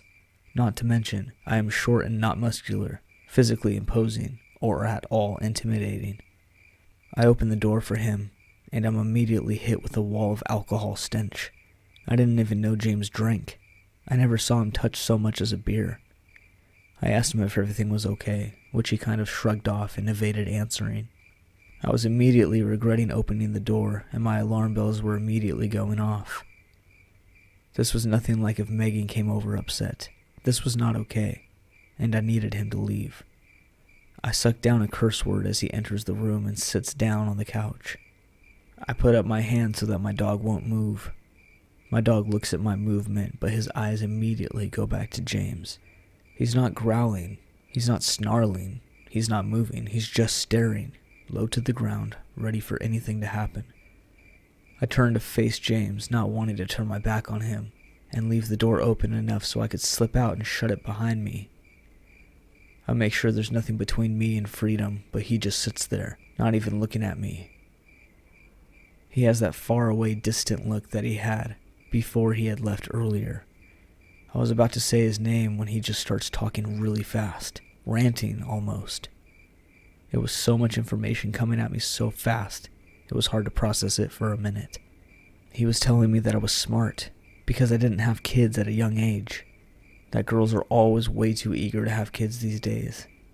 He stood up and squared off as he was going to try and fight me right there, but he just looked at me and told me how much that Megan ruined his life, because she was so stupid to figure out how to take birth control every day.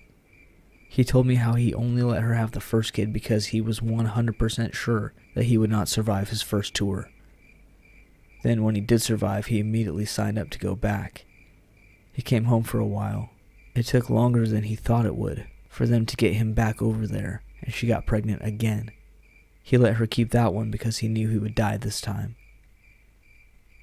He went back over there. He was a lot more reckless. He did a lot more horrible things, pissed more people off. Things that happen in war that I don't even want to think about. He stops his ranting, and it's as if he just realized I was the one he was talking to. He looked really lost and confused for a moment. I didn't know what to say, but the back of my head was saying maybe this was a PTSD thing, and he needed to get some help. Honestly, my number one priority was going to check on Megan and the babies. I know he would never hurt them intentionally. I knew he wouldn't hurt me, but PTSD can mess people up big time. Without moving, I tried to comfort him. I told him it would all work out. It's perfectly normal to feel overwhelmed as a dad, especially if you'd missed the first part of your children's lives.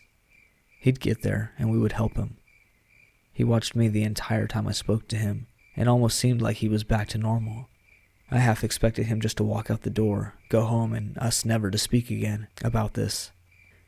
Just a new dad facing his new responsibilities. He just exhaled really long as he smiled, watching me for a few moments. Then he sat back on the couch. In the moment between standing and sitting, it was like he turned into a completely different person. I can't even describe his face. It was completely emotionless. He didn't even look bored, just nothing, and his voice was the same way. It was almost like in one of those old movies where a guy is obviously voicing the robot, except there was nothing funny about this. It was terrifying. The only thing that even resembled the James I knew was the sparkle in his eye. He has really dark blue eyes that are normally closed off and give nothing away, but occasionally, when we got to laughing on our walks, or just when he first saw me in the morning, there was this certain light that would just come into his eyes that I never really wanted to put too much thought into. He sat there for a moment, and with his robot monotone voice, he said words that I don't even think I'll ever forget. It's so much more fun to watch people when they don't know you're watching them. This game of cat and mouse I've been playing with you has been the best I've felt since coming back stateside. In movies, this is the part where you'd get mad at the girl character for not running, not fighting, nothing, but I couldn't. It was like I was in concrete. I couldn't speak. I couldn't move. I felt like I couldn't even breathe. It seemed like it took only a second for him to be standing in front of me. I felt his fingers trace over my cheek and start to pull my head back from my chin so I'd look at him, or so he could kiss me, or whatever he was going to do in that moment. I wouldn't look at him. I couldn't even cry. My eyes were as frozen as the rest of me. I felt his breath on my lips. And then all of a sudden his hands were off me. I couldn't move, but my dog could, and he either jumped on him or bit him. His cries of pain were enough to wake me up from whatever trance I was under. I ran from the house as fast as I could. I think I felt his hand grab at mine as I was running out of the door, but I can't be sure if that was real or if that was just something that showed up in my brain afterwards. I admit that in that moment I was not a good friend. I didn't even think about going to Megan's house and playing hero. The fact that her babies could be dying didn't even cross my mind. I climbed onto Jack's porch and started hammering on the door as loud as I could, screaming for them to help. Jack is very fat and lazy, and a high-functioning alcoholic. But when he opened the door, it only took a second of seeing the fear in my eyes for him to grab me by the shoulder and practically throw me into Jill, who was standing behind him. He yelled for Jill to call 911.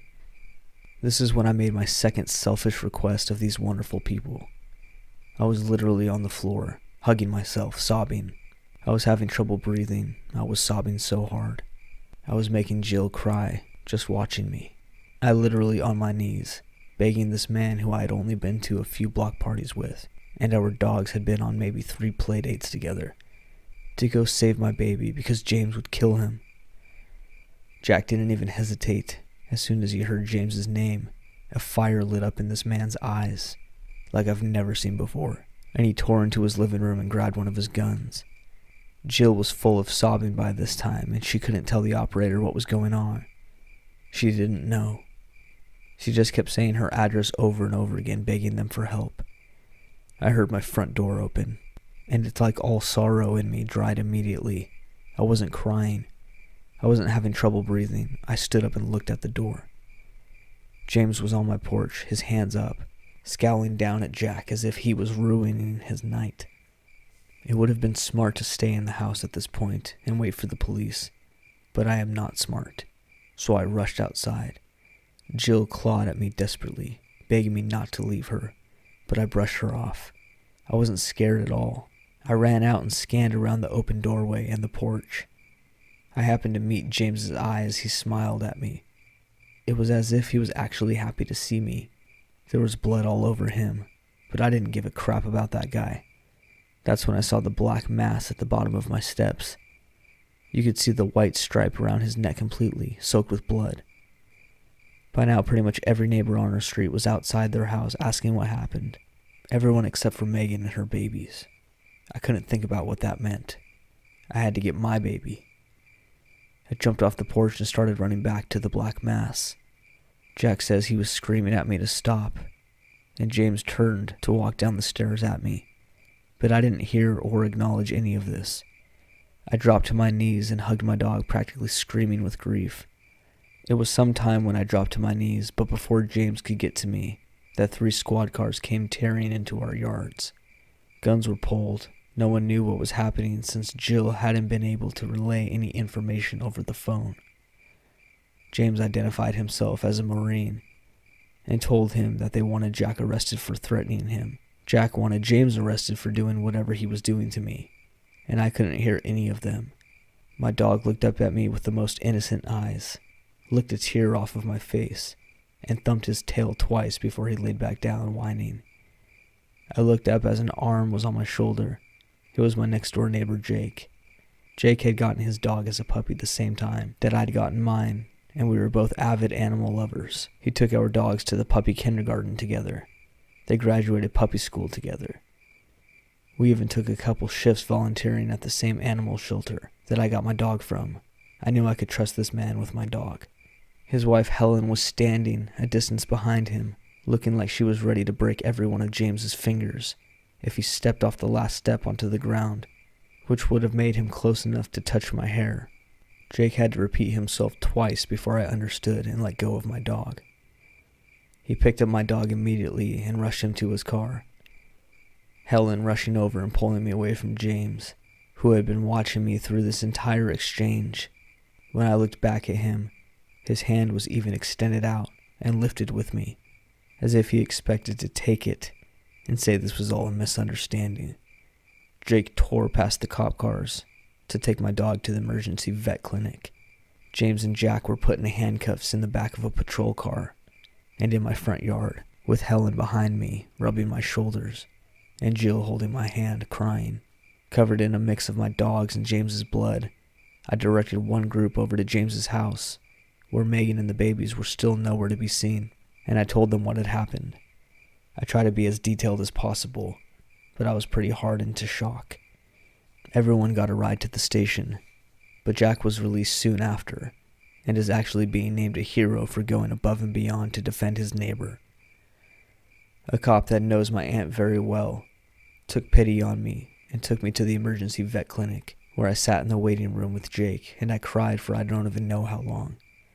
He stayed with me the entire time and held my hand through it. The vet working on my dog came out and said that 2 of his legs had been broken, and all the ribs on one side of him were damaged in some way, and it was very touch and go for a while because of the internal bleeding.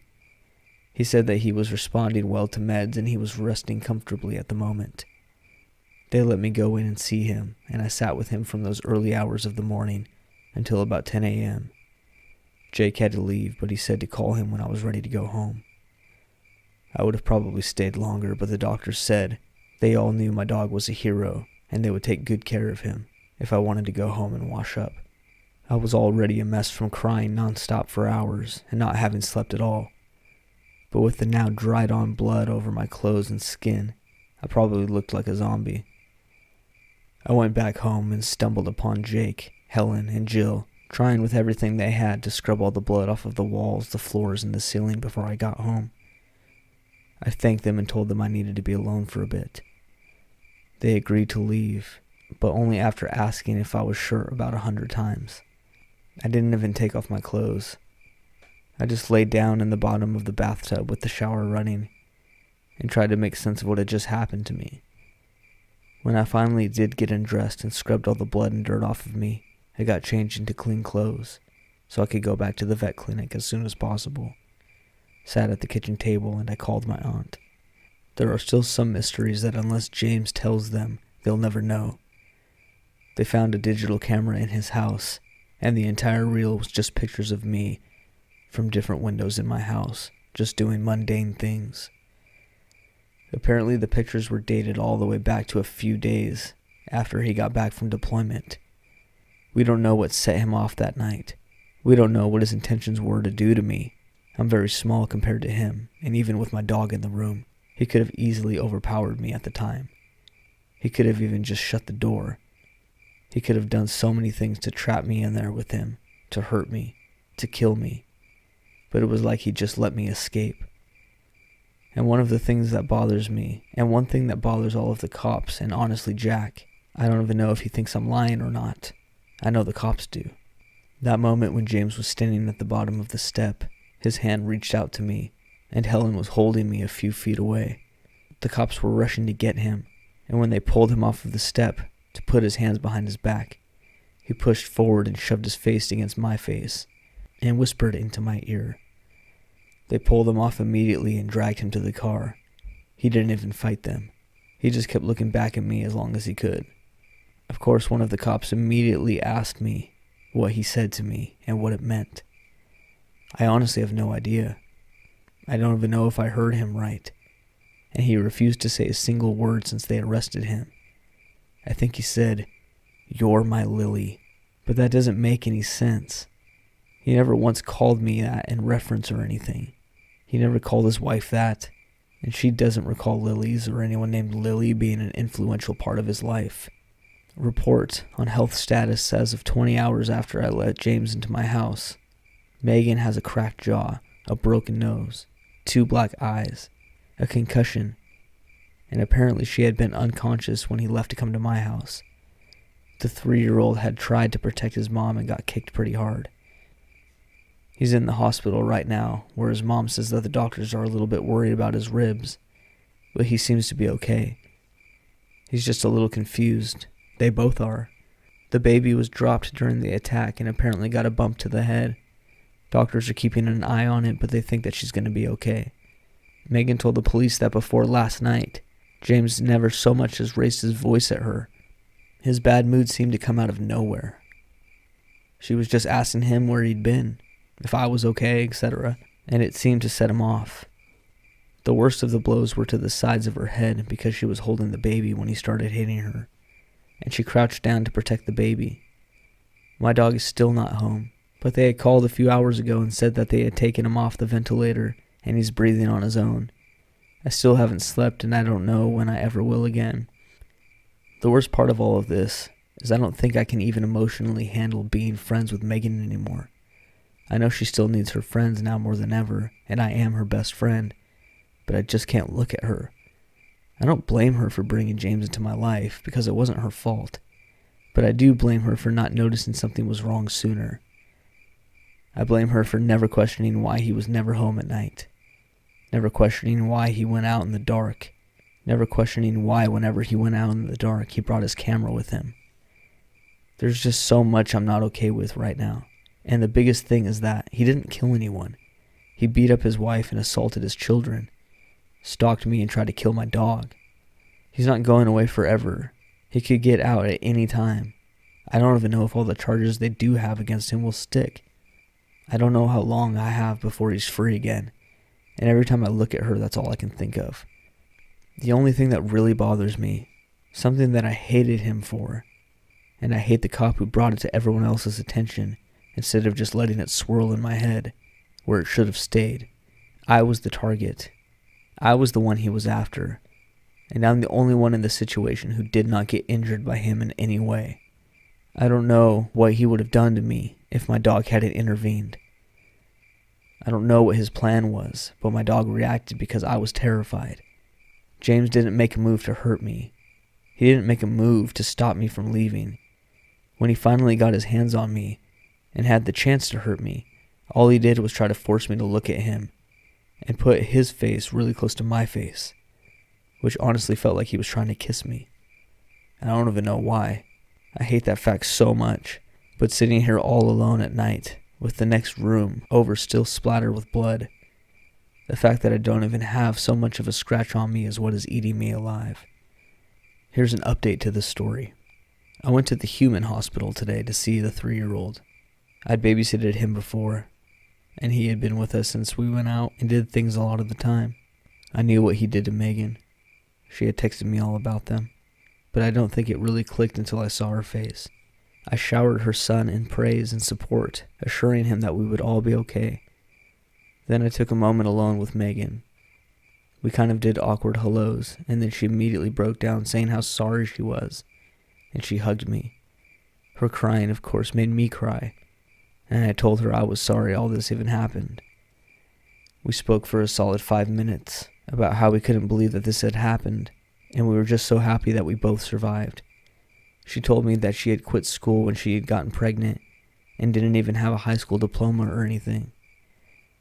She has no idea what she's going to do now that he's not there to support her. She's just really lost and confused. I can't see into the future, but after seeing her today, I think Megan and I will be okay. We're going to ask my aunt if her and her kids can stay with us until at least the trial is over, because at the end of the day, it's not like we don't have the room. I know that there's a lot of stalker stories out there. I know that people have gone through crazy things, and I've heard a lot of those stories, but I haven't heard any like the one I'm about to tell you. I used to run a women's queer night at a local arts organization.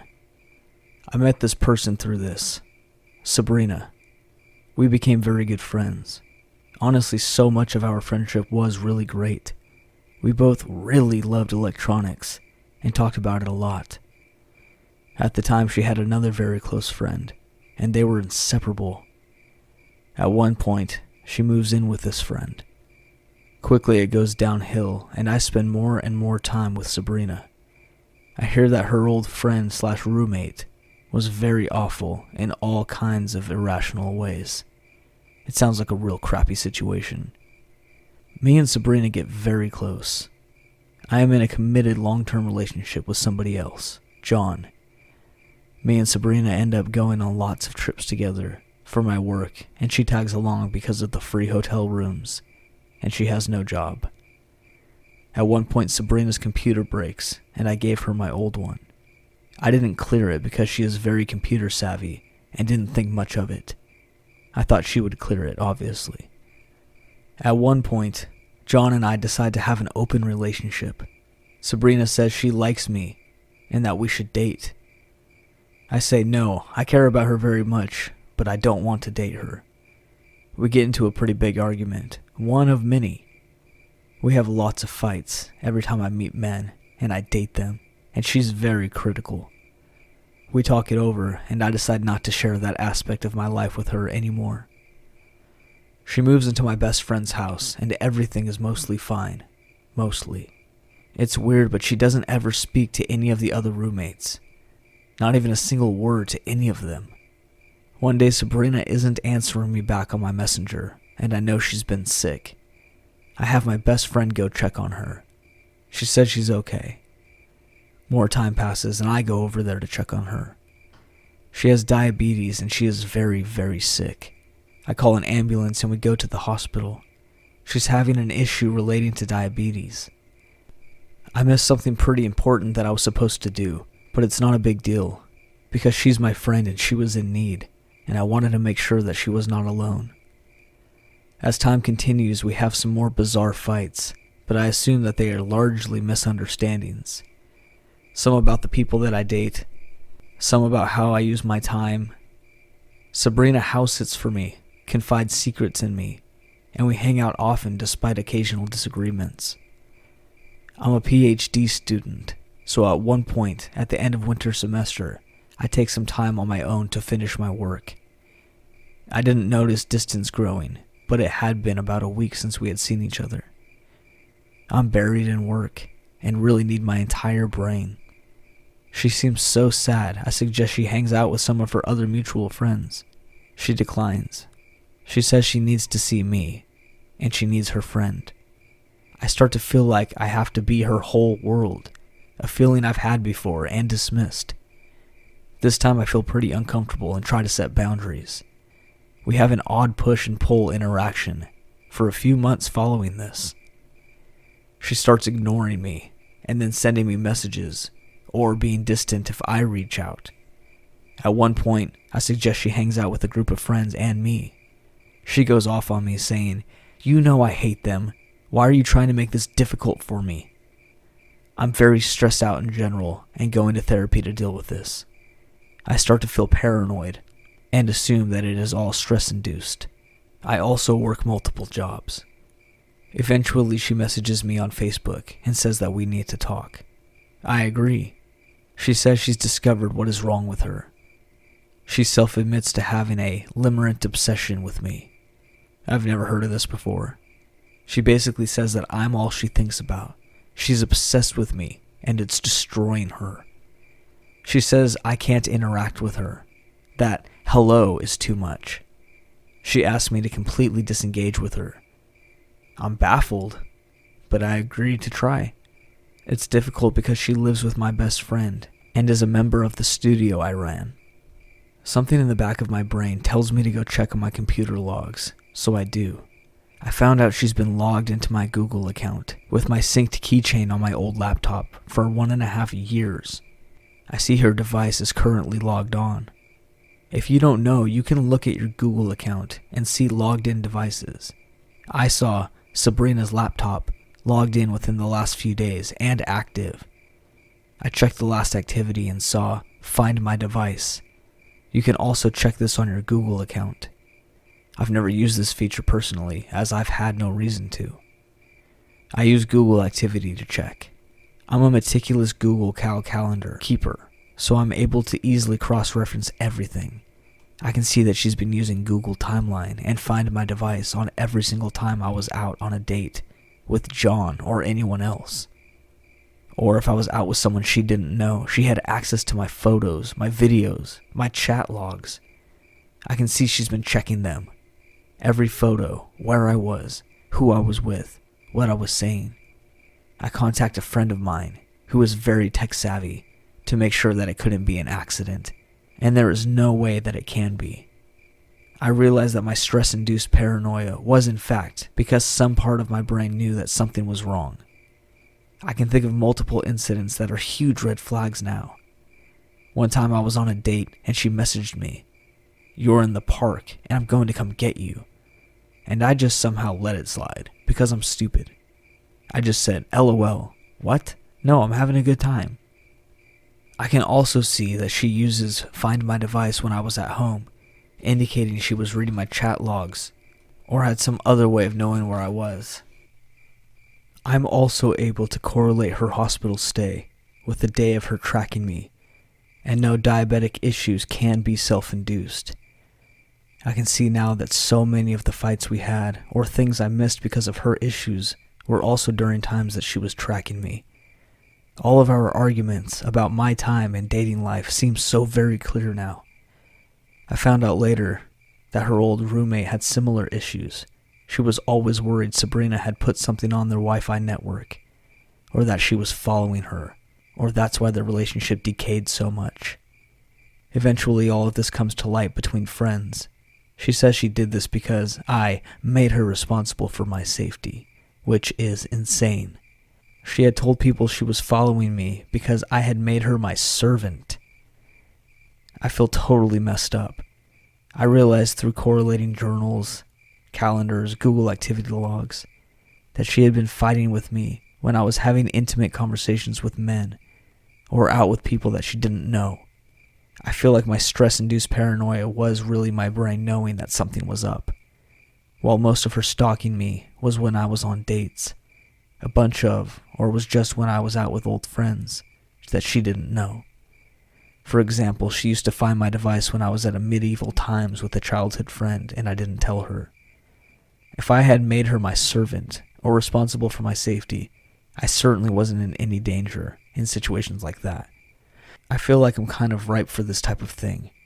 I'm very forgiving, especially if I think someone is struggling with something, so I excused so many red flags. I once saw that she had Twitter notifications for my posts on her phone. I heard it buzz when I posted. I felt uncomfortable, but I let it slide and joked about it. That was dumb. It was clearly a warning sign, and I didn't realize that it could be this bad. If you see a red flag, or if you feel paranoid, maybe check it out.